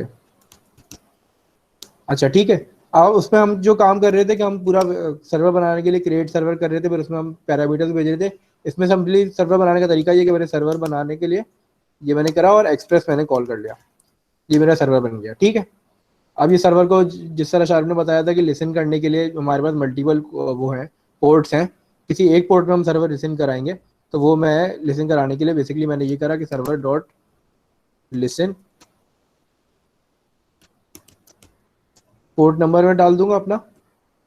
फॉर एग्जांपल मैंने पोर्ट नंबर 4000 डाल दिया। ठीक है, और एक कॉल बैक फंक्शन लिसन जो है बेसिकली एक क्या कहते हैं डिफॉल्ट फंक्शन है। तो लिसन जो है एक हमारे पास पोर्ट नंबर लेता है और एक कॉल बैक फंक्शन लेता है। कॉल बैक फंक्शन में मैं कुछ भी अपना काम करवा सकता हूँ। तो ये मैंने काम करवा लिया, इसमें मैंने लिख दिया कि server is running, server running on port port 4000। अच्छा, अगर मैं कोई चीज मिसिंग कर रहा हूँ और मुझे पता ना चले तो आप प्लीज सवाल कर लेगा माइक ऑन करके अपना, ताकि मुझे पता चल जाए, तो फिर मैं इसको रिपीट कर दूँ। फिर ये मैंने 4000 पे रनिंग हो रहा है। ठीक है, अब इस एप्लीकेशन जो मेरी सिंपल सी बनी है इसको मैं रन करूंगा। रन करने के लिए मैंने नोड की कमांड लिखी जैसे शाहरुख ने बताई थी। नोड सर्वर की फाइल का नाम क्या है मेरी, server dot J S, server dot J S, ये फाइल। अच्छा, इसमें एरर आ रहा है, ये कह रहा है कि कोड जो है मेरी कोड जो है किसी और पे चल रही है, तो मैं वो देख लेता हूँ, पोर्ट चेंज कर लो। कोड चेंज कर लेता हूँ। हाँ, या मैं देख लेता हूँ कि किसी और पे तो रन नहीं हो रही है।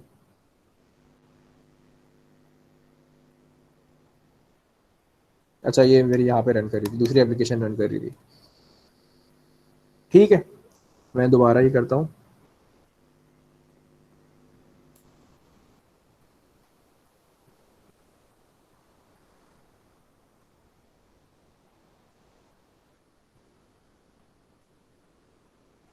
Node server dot J S,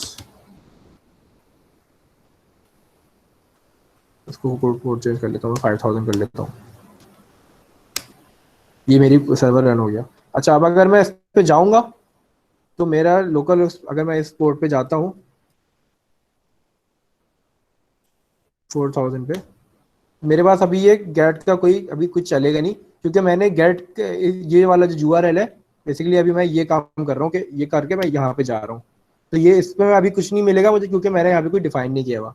तो इसके लिए मुझे राउट जो सारे में बता रहे थे एपीआई बनानी पड़ेगी हर राउट के लिए, जिस राउट में जाना है कि वहाँ पे मेरे पास कुछ ना कुछ रिस्पॉन्स आना चाहिए। तो सबसे पहले हमने जो 4 वो पढ़े थे सर्वर के, HTTP के 4 मोड्स पढ़े थे, जिसमें आपके पास आता है गेट आता है, पोस्ट आता है, और पुट आता है, और डिलीट आता है। सबसे पहले हम गेट का देख लेते हैं। गेट बेसिकली इस काम के लिए होता है कि आपको जब कोई सर्वर से कोई चीज हासिल करनी हो, कोई चीज आपको सर्वर से मांगनी हो, कि कोई आपको रिस्पॉन्स सर्वर से चाहिए, तो सर्वर आपको जो देता है रिस्पॉन्स, वो गेट रिक्वेस्ट से आता है। अब मैंने ये सर्वर बना लिया अपना, अब मैं गेट रिक्वेस्ट पहले अपने लिखने जा रहा हूँ। मैंने कर लिया सर्वर डॉट गेट, ये मेरा गेट रिक्वेस्ट हो गई। ठीक है, ये एक्सप्रेस का बेसिकली सारा प्री डिफाइंड फंक्शन है कि इस तरह सिंपली हम काम करते हैं, वो काम करना होता है हमने एक्सप्रेस के लिए।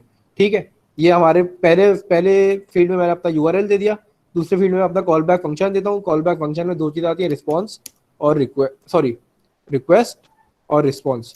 रिक्वेस्ट बेसिकली वो होती है जो आपको क्लाइंट भेजता है, ये चीज़ जो होती है आपको क्लाइंट जो भी आपको चीज़ भेज रहा है वो आप रिक्वेस्ट से एक्सेस करोगे, और जो चीज फिर उस रिक्वेस्ट के बदले में सर्वर आपको वापस से भेजेगा, आंसर करेगा, वो आपका रिस्पॉन्स में आता है। ये आपके 2 पैरामीटर्स होते हैं। ठीक है, फिर अच्छा, अब मैंने क्या करना है, मैं चाह रहा हूँ कि सर्वर कुछ भी मुझे रिस्पॉन्ड करे, तो मैंने ये स्लैश कर दिया, यानी किसी भी यूआरएल पे जब मैं जाऊंगा तो ये वाला यूआरएल चलेगा। तो इस पर आप जाने के बाद ये हो गया, 1 मिनट में ये देख लेता हूँ। ठीक है, अब मैं कुछ भी मुझे रिस्पॉन्स भेजना है तो मैं रिस्पॉन्स का वो करूंगा कि मुझे रिस्पॉन्स भेजना है। तो रिस्पॉन्स का मैंने वेरिएबल यूज करा और मैंने सेंड कर दिया इस पर कुछ भी response, for example hello world. ये मेरा रिस्पॉन्स चला गया। ठीक है, अब इसको हम करके देख लेते हैं कि यहाँ पे रिस्पॉन्स आ रहा है कि नहीं आ रहा। 5000 पे। हाँ सॉरी,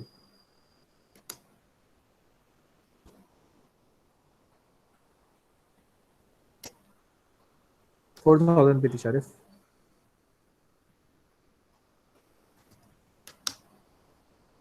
एक मिनट, यहाँ पे कुछ एरर आ रहा है तो देख लो क्या मसला हो रहा है। 5000 पे और प्रिंट 4000 का लगा है। सॉरी, हाँ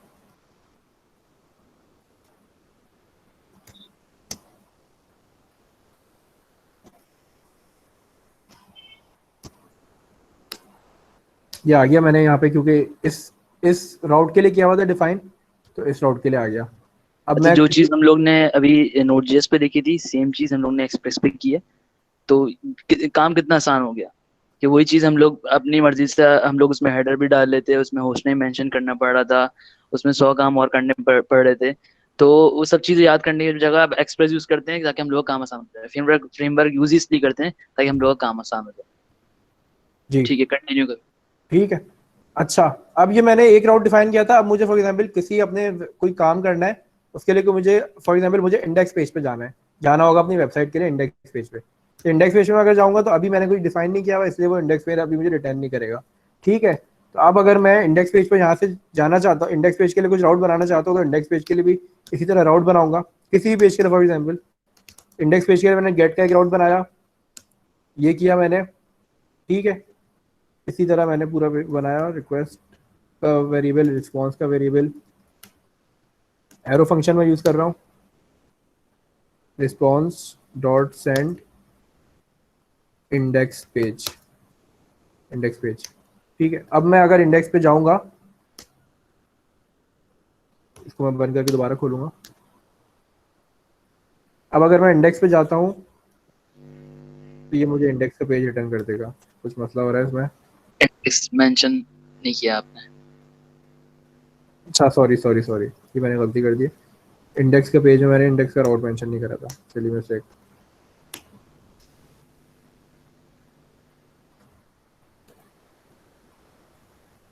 ये मेरे इंडेक्स का पेज आ गया।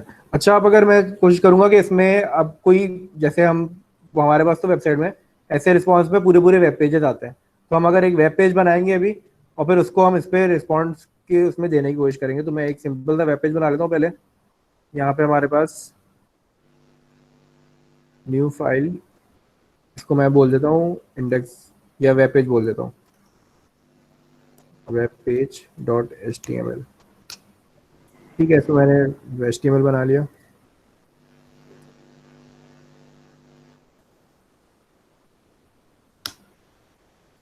अच्छा, इस पे मैंने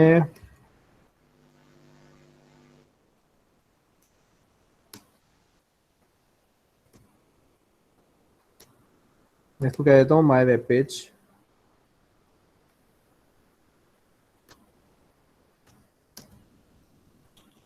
ठीक है। अच्छा, इस पे मैं अभी, क्योंकि इस पे मैं आपको डेटा सेंड करके भी दिखाऊंगा क्लाइंट टू सर्वर, तो उसके लिए मैं एक फॉर्म भी बना लेता हूँ, ताकि वो क्लाइंट से जब मैं डेटा सेंड कर रहा हूँ तो उसके लिए जो मुझे ज़रूरत पड़े वो भी मैं करके बना लेता हूँ अभी से। इसका ये हो गया। अच्छा, मैंने बल्कि वेब पेज बनाया हुआ है, तो मैं कॉपी पेस्ट ही कर लेता हूँ।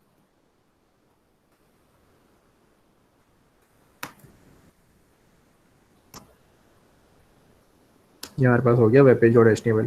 अच्छा, अब इसको अगर मुझे रिस्पॉन्स में वापस मुझे भेजना है तो मैं क्या करूँगा? तो रिस्पॉन्स भेजने के लिए सेंड फाइल। अच्छा, ये हो गया।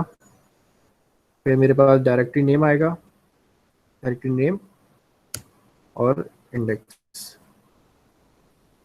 वेब पेज हो गया डॉट HTML।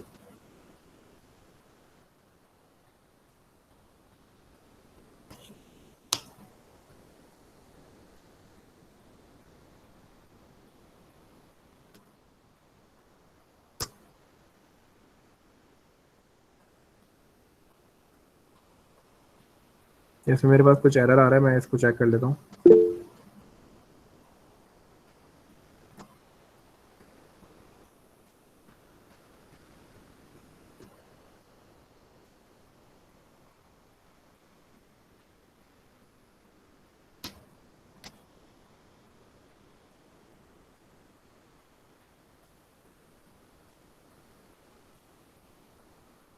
ये मेरे पास वेब पेज जो मैंने बनाया था यहाँ पे सर्व हो गया। ठीक है, ये हमारे पास हो गया कि हमने कर लिया एक्सप्रेस, हमने एक्सप्रेस से हमने सर्वर बना लिया, हमने एक्सप्रेस से गेट रिक्वेस्ट जो है वो हमने करके देख ली। अब हम एक्सप्रेस से पोस्ट रिक्वेस्ट करेंगे, तो पोस्ट रिक्वेस्ट को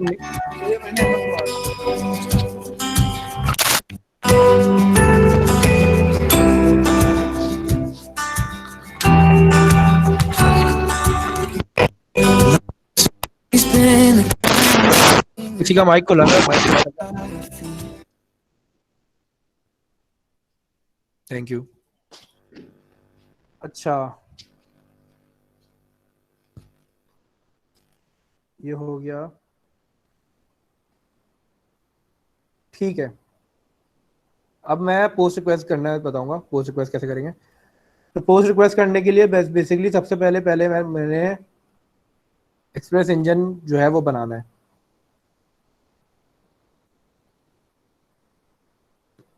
ये फाइल कहाँ गई जो मैं जिसमें काम कर रहा था?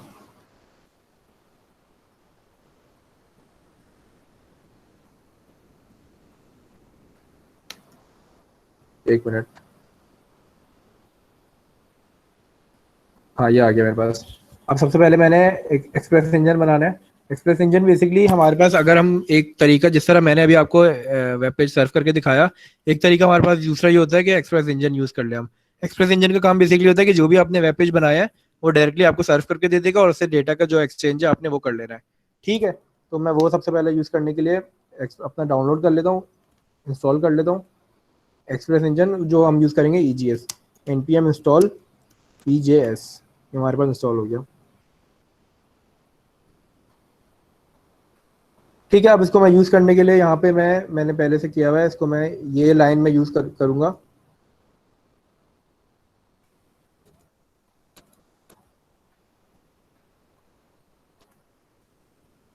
Server dot set. अब तो अब जो भी मेरी फाइल रेंडर होनी है वो रेंडर होगी। ठीक है, अब अगर मैं यहाँ पे EGS की अपनी फाइल बना लेता हूँ एक अच्छा, VEI।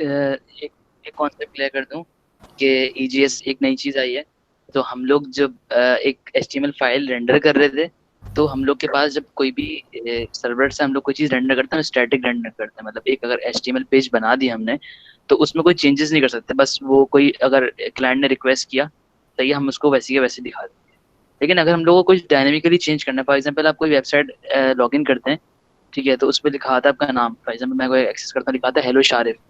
ठीक है, अब ये स्ट्रेटेजी टाइप मतलब वो पहले से तो लिख के रख नहीं सकते सबके नाम, है ना, तो उन्होंने एक टेम्पलेट बनाया हुआ होगा, और जो भी एक्सेस करता होगा उसका नाम वो उसमें एडिट करके भेज देते होंगे। ठीक है, तो अब हम लोग को ये करने के लिए हम लोग को कोई टेम्पलेटिंग इंजन चाहिए।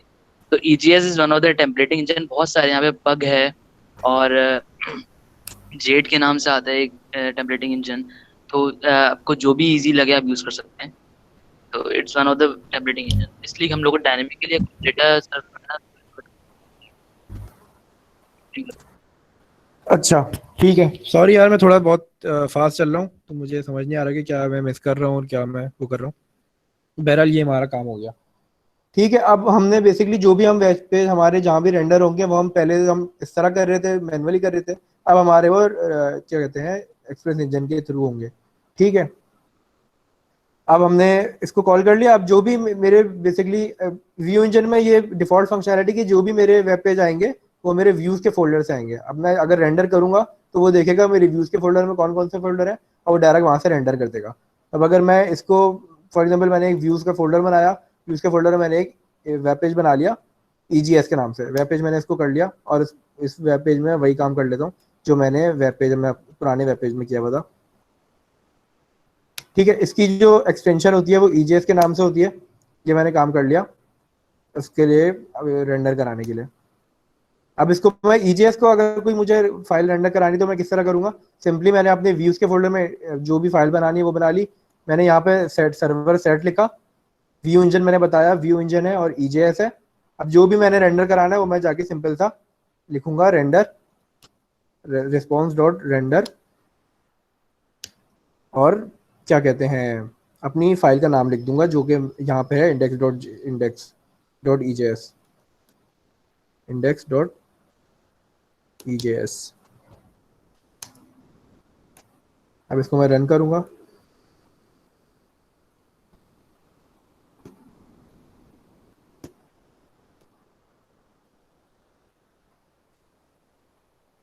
नोड मेरी सर्वर डॉट जेएस,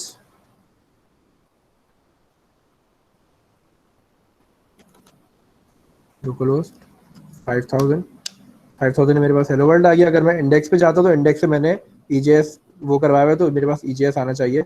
अगर यहाँ पे कुछ एरर आ रहा है व्यूज में, नोड प्रैक्टिस में,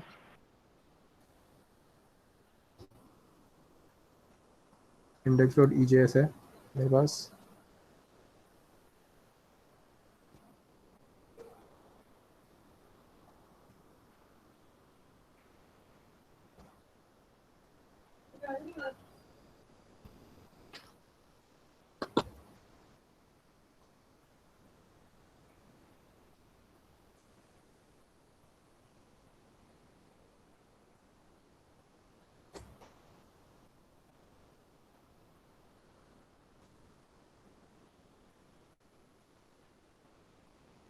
अच्छा, ये कह रहा है कि fail to lookup index in views directory. Views में मैंने इंडेक्स डॉट ईजेएस बनाया हुआ है, मगर इसमें मसला ये हो रहा है कि,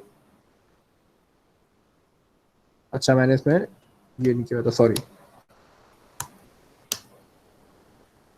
अब अगर मैं इसको रन करूं, ये फिर से वही एरर दे रहा है। डॉट स्लैश ट्राई करो। सॉरी, इसमें स्लैश हटा दो। अच्छा अच्छा,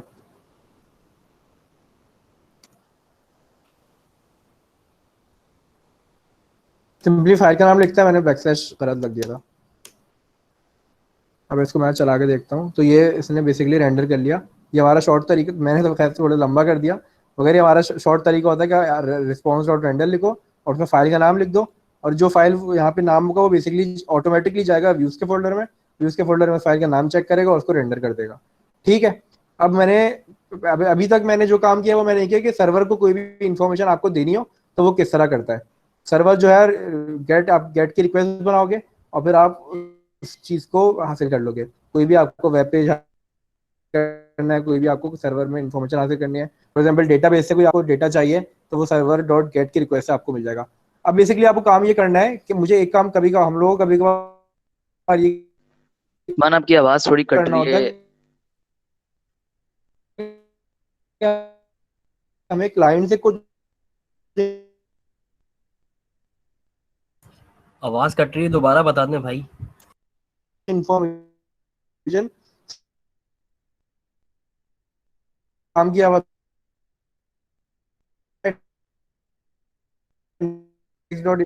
सॉरी।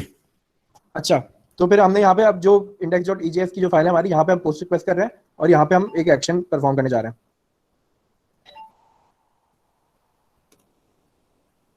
ठीक है। अच्छा, यहाँ पे मैंने एक्शन का नाम गलत लिख दिया है। यहाँ पे मैं फॉर एग्जांपल, दोबारा एक्सप्लेन कर दें, आपकी आवाज कट रही थी आपकी। मेरी आवाज आ रही है, अभी से आ रही है? हाँ, अब सही आ रही है। अच्छा, आ रही है, लेकिन क्या कोई ये क्वेश्चन है? दोबारा एक्सप्लेन कर दें, ये दोबारा एक्सप्लेन कर दें प्लीज, आपकी आवाज बीच में कट गई थी आपकी। अच्छा अच्छा, बेसिकली मैं ये बता रहा था कि जो आपका रेंडरिंग इंजन होता है वो ये जो भी अब व्यूज में मेरे जो भी फाइल्स पड़ी है ना, वो फाइल्स ऑटोमेटिकली, खाली मुझे उनका ना एड्रेस लिखने की जरूरत है ना कुछ लिखने की जरूरत है। बस मैं फाइल का नाम लिखूंगा और वो ऑटोमेटिकली जाएगा इंडेक्स के व्यूज के फोल्डर में, और उस पर जो भी फाइल पड़ी होगी वो उठा के रेंडर कर देगा। बेसिकली इतना काम मैंने बताया। उसके बाद हमने गेट रिक्वेस्ट का मैंने बताया था कि गेट रिक्वेस्ट जो होती है, तो जो भी सर्वर हमें डेटा भेज रहा होता है वो गेट रिक्वेस्ट से होता है। और कभी कभार हमें ये काम करना होता है कि हमें बेसिकली क्लाइंट से डेटा सर्वर को भेजना होता है, और फिर उस बेस पे सर्वर हमें डेटा भेजता है। तो वो काम करने के लिए फिर हमें क्या कहते हैं, पोस्ट रिक्वेस्ट बनानी पड़ती है। तो मैं भी आपको पोस्ट रिक्वेस्ट बताने वाला हूँ कि पोस्ट रिक्वेस्ट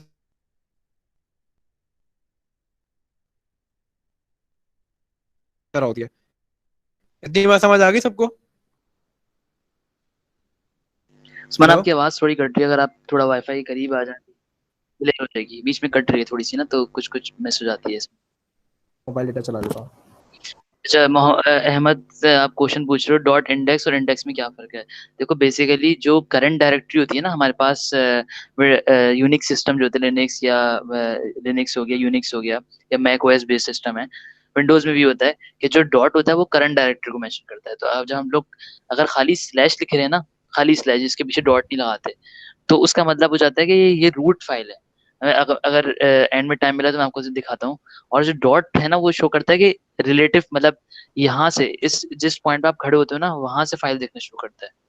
वरना वो रूट पे चले जाता है। जैसे विंडोज में आपके पास होता है सिस्टम फाइल्स होती है ना, तो वो रूट पे चले जाएगा। और अगर अगर डॉट मेंशन कर दोगे तो बताएगा यार इस करंट डायरेक्टरी जो है उससे आपको बताएगा कि कौन सी फाइल एक्सेस।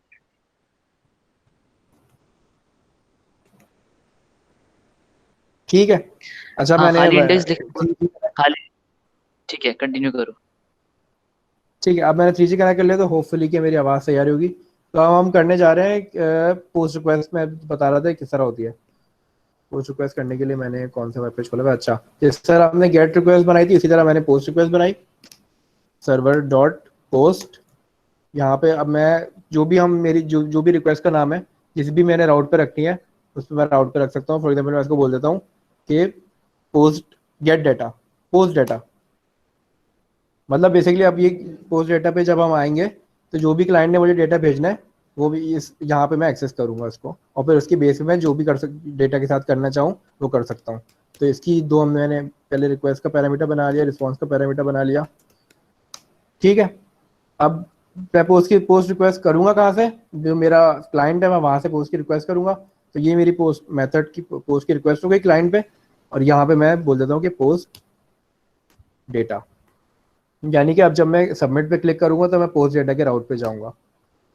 पोस्ट डेटा के मैं राउट पे गया। अब मैंने जो क्लाइंट ने मैंने रिक्वेस्ट भेजी है, क्लाइंट ने मुझे जो भी रिक्वेस्ट भेजी है मैंने उसको एक्सेस करना चाहता हूँ।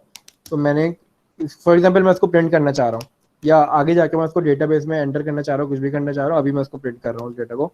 तो मैं उसको एक्सेस करूंगा रिक्वेस्ट से, रिक्वेस्ट डॉट बॉडी। क्योंकि मैंने आपको शुरू में बताया था, अगर आपको याद हो, कि जो भी क्लाइंट हमें डेटा भेजेगा वो रिक्वेस्ट से भेजता है और उसको हम रिक्वेस्ट से एक्सेस करते हैं, और जो भी सर्वर हमें डेटा भेजता है वो रिस्पॉन्स होता है सर्वर का, तो उसको हम रिस्पॉन्स से एक्सेस करते हैं। ये हमारा हो गया। अच्छा, अभी इसमें एक मसला आएगा। अब हम इसको करके देख लेते हैं कि इसमें हो रहा है नहीं हो रहा। मैंने अपना सर्वर रिस्टार्ट किया, सर्वर मैंने दोबारा चलाया।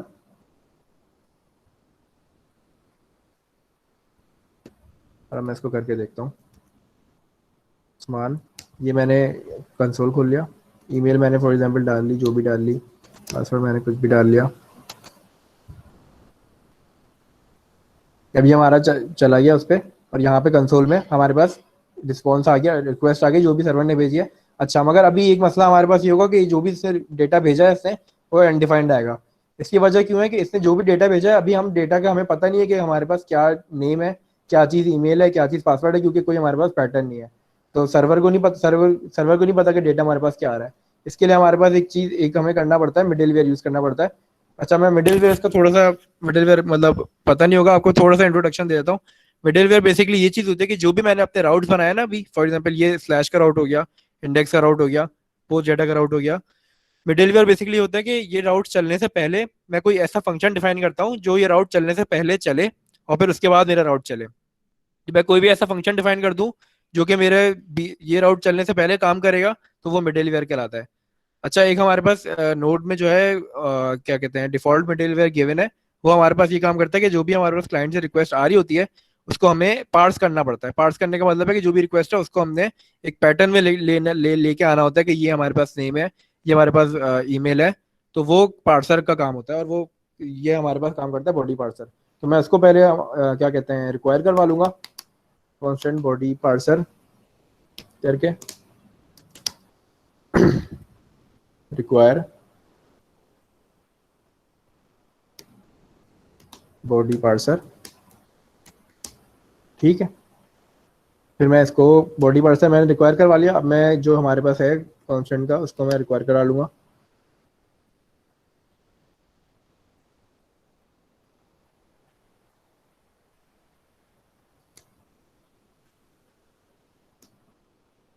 अच्छा, बेसिकली मैं काम करता हूँ कि फंक्शन को डायरेक्टली मिडिलवेयर में डाल लेता हूँ।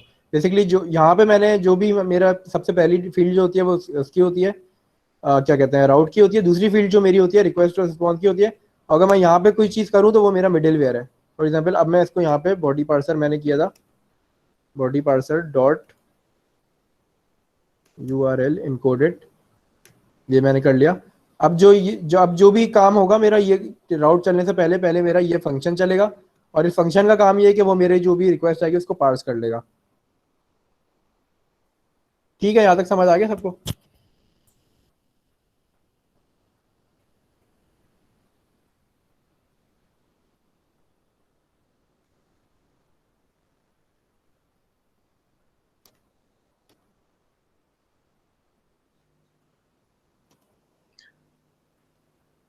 ठीक है, अब मैं अपने, क्योंकि मैंने पार्स कर लिया अपनी रिक्वेस्ट, तो अब मैं इसको चला के देखता हूँ क्या मेरे पास रिक्वेस्ट सही आ रही है कि नहीं आ रही है। अच्छा, इसमें मैं ये कर लेता हूँ।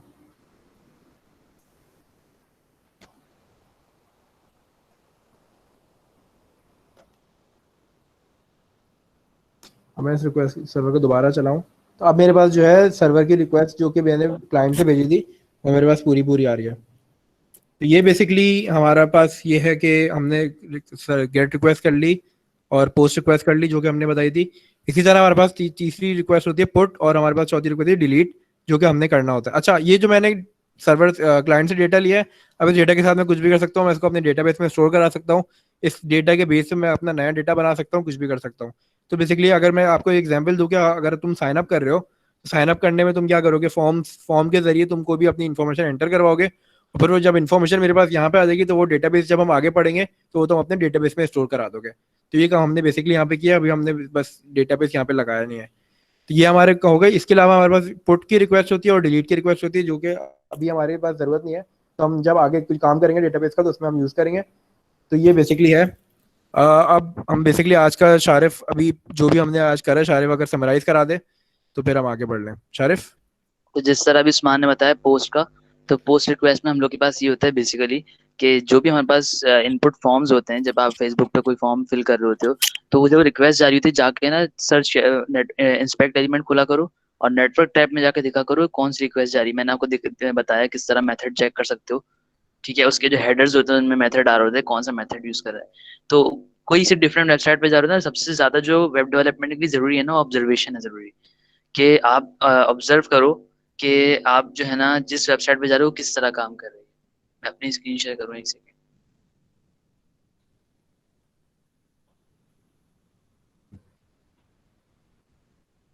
ठीक है, तो सबसे ज्यादा जरूरी क्या है कि ऑब्जर्व करो कि कोई भी अगर अगर HTTPS एक्सेस कर रहे हो उसमें देखो कि आपका पासवर्ड जो होगा ना वो शो नहीं हो रहा होगा बॉडी के अंदर। अगर HTTP यूज कर रहे हो फ्लेक्स स्टूडेंट पे जाकर चेक करना। अगर मैं फ्लेक्स में शो करता हूँ, अगर मैं फ्लेक्स स्टूडेंट कर रहा हूँ, I don't know why inspect element नहीं खुल रहा।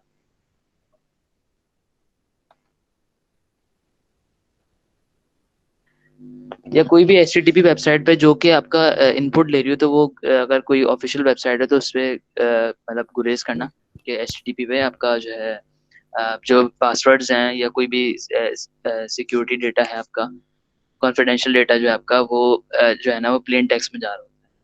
ठीक है। इसके अलावा अभी उस्मान ने अच्छा, मैं बताया एक कि मिनट इंटरप्ट एक चीज करूंगा। अहमद का सवाल ये है कि तुमने जो पूछा है कि फंक्शन का दूसरा पैरामीटर, बेसिकली दूसरा पैरामीटर फंक्शन का हमारे पास ये होता है कि हम अगर हमने कोई भी मिडिलवेयर इंसर्ट करना हो राउट में हमारे, तो फिर हम वहां पे डाल देते हैं और फिर अब राउट हमारा चलने से पहले वो मिडिलवेयर चलता है। तो बेसिकली फंक्शन जो था हमारा वो एज अ मिडिलवेयर हमने वहां पे यूज किया और हमने वहां पे दूसरा पैरामीटर डाल दिया। ये कंटिन्यू शारिफ। ठीक है। तो अच्छा, अब ये पोस्ट रिक्वेस्ट हमें समझ आ गई, गेट रिक्वेस्ट हम लोग एक्सेस कर रहे थे। अब पुट और डिलीट हम लोग जब डेटाबेस हम लोग जब देखेंगे अगले सेशन में, तो हम लोग देखेंगे पुट का काम क्या है, कोई चीज एडिट करनी है। फॉर एग्जांपल मुझे अपना कोई रिकॉर्ड एडिट करना है, तो अच्छा इसमें बहुत सटल सा डिफरेंस है पुट और पोस्ट में। दोनों से एक काम हो सकता है लेकिन हम करते नहीं है। एक स्टैंडर्ड है, क्योंकि एक जो है वो कैशेबल होता है, एक कैशेबल नहीं होता। मैं इतनी डेप्थ में नहीं जा रहा, लेकिन ये कि पुट जो हम लोग एडिट करने के लिए, और जो पोस्ट हम लोग कोई नया कोई चीज क्रिएट करना है तो हम लोग पोस्ट यूज करते हैं। और डिलीट जैसे नाम से समझ आ रहा है कि डिलीट करते हैं। तो हम लोग के पास ये चार मेथड यूज होते हैं। फिर इसके अलावा जो है हमारे पास हम लोग जब आगे देखेंगे, अगर हम लोग मोंगो डीबी या फायरबेस जब एक उसका कोई सेशन कराएंगे तो उसमें ये चीज काम आएगी। अच्छा, हम लोग ने देख लिया। इसके अलावा हम लोग नोड जेएस पे HTTP सर्वर के अलावा TCP सर्वर बना सकते हैं। ठीक है। हम लोग सॉकेट कम्युनिकेशन बना सकते हैं। हम लोग ने बेसिकली जो पिछला हम लोग का सेमेस्टर था, हम लोग ने बहुत जबरदस्त एक प्रोजेक्ट बनाया था। और हम लोग ने वो क्या कहते हैं, रियल टाइम कम्युनिकेशन बनाई थी, जो कि मैं व्हाट्सएप भी यूज नहीं करता। व्हाट्सएप में भी डिले होता है। Socket communication based chat application बनाई थी, जो कि पूरी इनक्रिप्टेड थी। तो वो पूरी नोड जेएस के ऊपर बनाई हुई थी। तो अगर वही चीज सेम पाइथन में बनाते हम लोग को बहुत डिले आता। तो अगर आप कोई रियल टाइम, कोई रियल फेस टाइम एप्लीकेशन बना रहे हो, वीडियो शेयरिंग एप्लीकेशन, तो उसको बनाने के नोड जेएस मतलब बेस्ट है। इसके अलावा क्या कहते हैं, DNS सर्वर भी बना सकते हो, उसको भी डिस्कस करने की जरूरत नहीं। रैंड डिजनेयर खत्म करने वाले हैं। जिसका परफॉर्मेंस की बात करें तो एक स्टेट्स है हमारे पास, कि हमारे पास जो ब्लू लाइन दिख रही है हम लोग नोड जेएस का इस्तेमाल कर रहे हैं। ठीक है। और जो ये रेड वाला है हमारे पास क्या कहते हैं, अपेचे और PHP है। इसके अलावा नोड जेएस कहाँ कहाँ यूज हो रही है, नोड जेएस याहू यूज कर रहा है, लिंक्डइन यूज कर रहा है। और अब नोड के बाद एक और चीज आ गई है डीनो के नाम से। ठीक है। वो नोड जेएस से क्रिएटर नहीं बनाया है, नोड जेएस में जो फ्लॉस थे उसको ओवरकम करते हुए उसने डीनो बनाया है। ठीक है। लेकिन नोड जेएस डाई नहीं होने वाला, मतलब डीनो अलग उसके पर्पस के लिए है, नोड जेएस अलग पर्पस के लिए है। इसके अलावा क्या कहते हैं, हमारे पास हमने देखा टेम्पलेट इंजन्स। तो टेम्पलेट इंजन्स हमारे पास जेड है एक, हमने EJS देखा क्या काम करता है। अ, हम लोग को डायनामिकली, अगर कोई स्टैटिक फाइल है उसमें कोई डायनामिक चेंज करना है। मैंने एग्जांपल दी थी, अगर किसी हम लोग किसी वेबसाइट जाते हैं, हमारा कोई नाम दिखा रहा है, तो इस तरह कर रहा होता है वो। उसके डिफरेंट मेथड्स होते हैं। तो इनमें से एक मेथड ये होता है, हम लोग टेम्पलेटिंग इंजन यूज करते हैं। और अगर हम लोग अगर अगले नेक्स्ट वीक अगर हम लोग का सेशन हो इंशाल्लाह रिएक्ट के ऊपर, तो हम लोग देखेंगे कि इसकी जरूरत भी नहीं पड़ेगी। हम लोग फ्रंट एंड का काम पूरा का पूरा रिएक्ट के ऊपर करेंगे, और बैक एंड का काम करेंगे नोड जेएस के ऊपर। तो हम लोग को बिल्कुल जो है ना मॉड्यूलैरिटी हो जाएगी, सेपरेशन हो जाएगी वर्क। मतलब ये तो मिक्स हो रहा है, इसमें हम लोग फ्रंट एंड का काम भी कर रहे हैं, बैक एंड का काम भी कर रहे हैं। उसमें डिफरेंट हो जाएगा। उसमें हम लोग सीखेंगे रेस्ट APIs क्या होती हैं। तो API से थोड़ा बहुत कॉन्सेप्ट मैंने देने की कोशिश किया है, होपफुली थोड़ा क्लियर हो गया होगा। लेकिन हम देखेंगे किस तरह से अब जो है ना वो पूरे पूरे स्टैटिक पेजेस नहीं जा रहे होते। सही है। हम लोग जो है ना API के जरिए कम्युनिकेट कर रहे होते हैं। फिर इसके अलावा हमने देखा नोडबॉन का, मैंने बताया कि एक बहुत अच्छा पैकेज है जो कि हम लोग कंटिन्यूसली मॉनिटर कर रहा होता है। ठीक है। आपको बार बार रिस्टार्ट नहीं करना पड़ेगा। Socket.io एक पैकेज है जिससे आप रियल टाइम चैट एप्लीकेशंस और बहुत इजीली बना सकते हैं। मुश्किल से मतलब अगर बहुत बेसिक सी चैट एप्लीकेशन बनानी तो 50 लाइनें मुश्किल से बना सकते हो। और उसको आप होस्ट कर दो, फ्रीली ओपन सर्वर्स हैं। हीरोको के नाम से है, नेटलीफाई के नाम से है, AWS के नाम से। AWS पे भी कुछ आपको क्रेडिट्स फ्री मिल जाते हैं। तो किसी भी आप होस्ट कर सकते हो बहुत इजीली, मतलब 50 लाइन के कोड में बन सकता है। तो अब ये जो चीजें हैं हम लोग ने बिल्कुल बेसिक क्लियर कर दिए हैं, इसके ऊपर बहुत सारी चीजें हैं देखने के लिए। तो अब जब आप खुद डेवलपमेंट के लिए लेके बैठोगे, हम लोग रिसोर्सेज वगैरह शेयर कर देंगे, तो आपको बहुत इजीली आप जो है ना मतलब 4 से 5 दिन में आप लोग पूरी पूरी नोड जेएस सीख लोगे, किस तरह सर्वर बनाना है, किस तरह वेबसाइट होस्ट करनी है, आपको किस तरह एचटीएमएल पेजेस सर्व करना है। ठीक है, thanks a lot, I hope you had fun tonight. और कुछ क्वेश्चन हो, कुछ भी, बिल्कुल कोई बेसिक सा क्वेश्चन ही क्यों ना हो, कुछ नहीं समझ आया हो। मिडिलवेयर जो था वो पैरामीटर इटसेल्फ एक फंक्शन था, हाँ बिल्कुल सही बोल रहे हो। हम लोग ने कॉल नहीं किया, ये जावास्क्रिप्ट की थोड़ी फंक्शनलिटी होती है, तो हमने मिडिलवेयर बीच में लिखा था, वो एक्चुअल में एक फंक्शन है, हम लोग उसका कॉल नहीं कर रहे होते। लेकिन वो जब हमारे पास नोड चलता है तो वो चेक करता है कि बीच में क्या दिया हुआ है, उसमें हमने फंक्शन का नाम मेंशन किया हुआ था, वो कॉल कर देता है, वहां पे प्रोसेसिंग होती है, वो जो रिटर्न करता है, फिर अगला कॉल बैक फंक्शन आता है उसके बराबर में, और फिर वो कॉल होता है, और फिर हमारे पास इन दी एंड रिजल्ट आता है।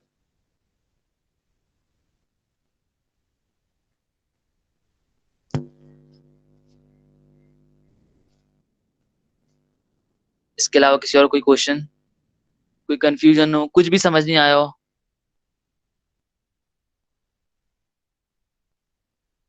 पोस्ट क्या, भाई देखो सर नहीं हूं मैं, सही है, सर नहीं बोलो। और पोस्ट क्या इन्फो यूजर से मैंने के लिए होती है, लेने के लिए होती है। हाँ, पोस्ट रिक्वेस्ट ये होती है कि इस तरह से देखो, अगर आप सर्वर हो, सही है, आप सर्वर बना रहे हो, तो हम लोग को कोई अगर चाहिए कि यूजर इनपुट दे। अब यहाँ पे एक डिफरेंट क्वेश्चंस आते हैं, अब हम एक क्वेश्चन आता है कि हम लोग गेट के जरिए क्यों नहीं भेज सकते। हमने अगर याद करो कि हम लोग ने शुरू में देखा था, जब हम लोग गेट रिक्वेस्ट देख रहे थे, ये है ना, तो हमने मेंशन किया था कि हम लोग को ये चाहिए, item is equal to book, इसका डेटा चाहिए, हम अगर हम लोग गेट रिक्वेस्ट भेज रहे हैं, तो हम लोग ये भी तो कर सकते हैं कि हम लोग यहाँ पे अपना पासवर्ड, ईमेल और पासवर्ड इस तरह कर दें, यहाँ पे हम लोग सेंड कर दें password is equal to secret, हम लोग इस तरह, ये भी सर्वर के पास आ जाएगा, पासवर्ड तो चले जाएगा। सही है, हम लोग पोस्ट ही क्यों यूज कर रहे हैं। तो अब यहाँ पे प्रॉब्लम ये आती है कि जो गेट रिक्वेस्ट है ना, ये एवरीबडी कैन रीड इट, मतलब अगर कोई आईएसपी है, मेरा इंटरनेट सर्विस प्रोवाइडर, मैं नेट वाला चाह रहा है कि वो मुझे एज अ मिडिल मैन जो है ना, मुझे चेक करे कि मैं कौन कौन सी वेबसाइट एक्सेस कर रहा हूँ, तो वो मेरा पासवर्ड प्लेन टेक्स्ट में रीड कर सकता है। हाँ, लेकिन अगर मैं एचटीटीपीएस यूज कर रहा हूँ, मैं पोस्ट के जरिए भेज रहा हूँ, तो मेरा डेटा जो है ना, मेरी बॉडी इनक्रिप्टेड होगी और कोई भी मेरा पासवर्ड रीड नहीं कर सकता। अगर कोई बीच में man in the middle attack लगा रहा है, तो वो कोई मेरा पासवर्ड रीड नहीं कर सकता। तो ये डिफरेंस है। फिर सर बोल रहा है यार, और भाई सर नहीं हूं मैं।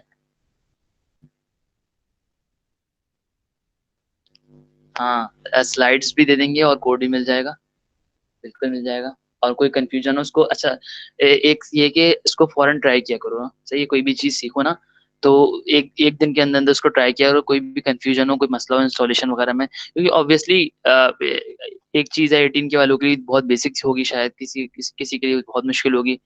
तो थोड़ी बहुत कंफ्यूजन होगी, इंस्टॉलेशन में प्रॉब्लम्स आती हैं, डिपेंडेंसीज इशू आते हैं, कोई पैकेज नहीं चल रहा होता, तो वो 1-2 दिन के अंदर ट्राई करो, नहीं हुए तो क्वेश्चन पूछो।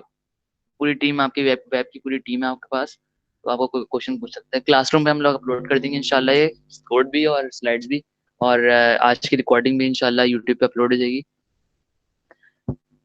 ठीक है, अगर किसी का कोई क्वेश्चन नहीं है तो हम लोग समाप्त करते हैं। थैंक यू सो मच, और इंशाल्लाह नेक्स्ट सेशन में हम लोग आपसे मिलते हैं। अल्लाह हाफिज।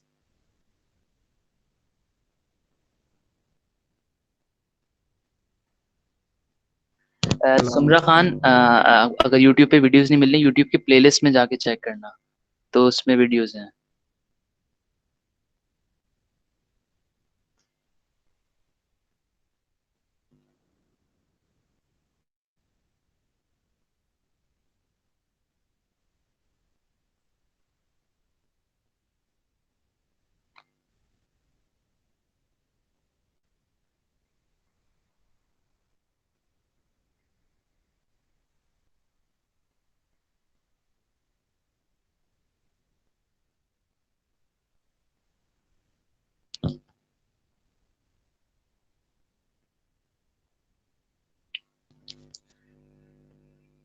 रहीम, यूट्यूब का यूआरएल जो है हमने प्रोवाइड किया हुआ है तमाम लर्नर्स के ग्रुप पे, और अगर नहीं है तो मैं आपको अभी शेयर कर दूँ।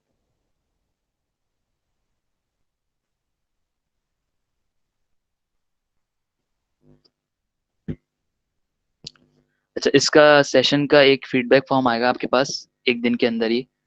तो उसको कोशिश करना कि भर दो। उसमें हम लोग के पास नाम नहीं आ रहे होते, रोल नंबर आ रहे होते हैं, लेकिन हम लोग को जो बेसिक मकसद है वो ये चेक करना होता है कि क्या कमी रह गई है, कहाँ फास्ट पेस में गए हैं, कहाँ स्लो पेस में गए हैं, कुछ चीज़ अगर हम लोग ने छोड़ के आगे बढ़ गए हैं, तो वो फीडबैक लेना होता है।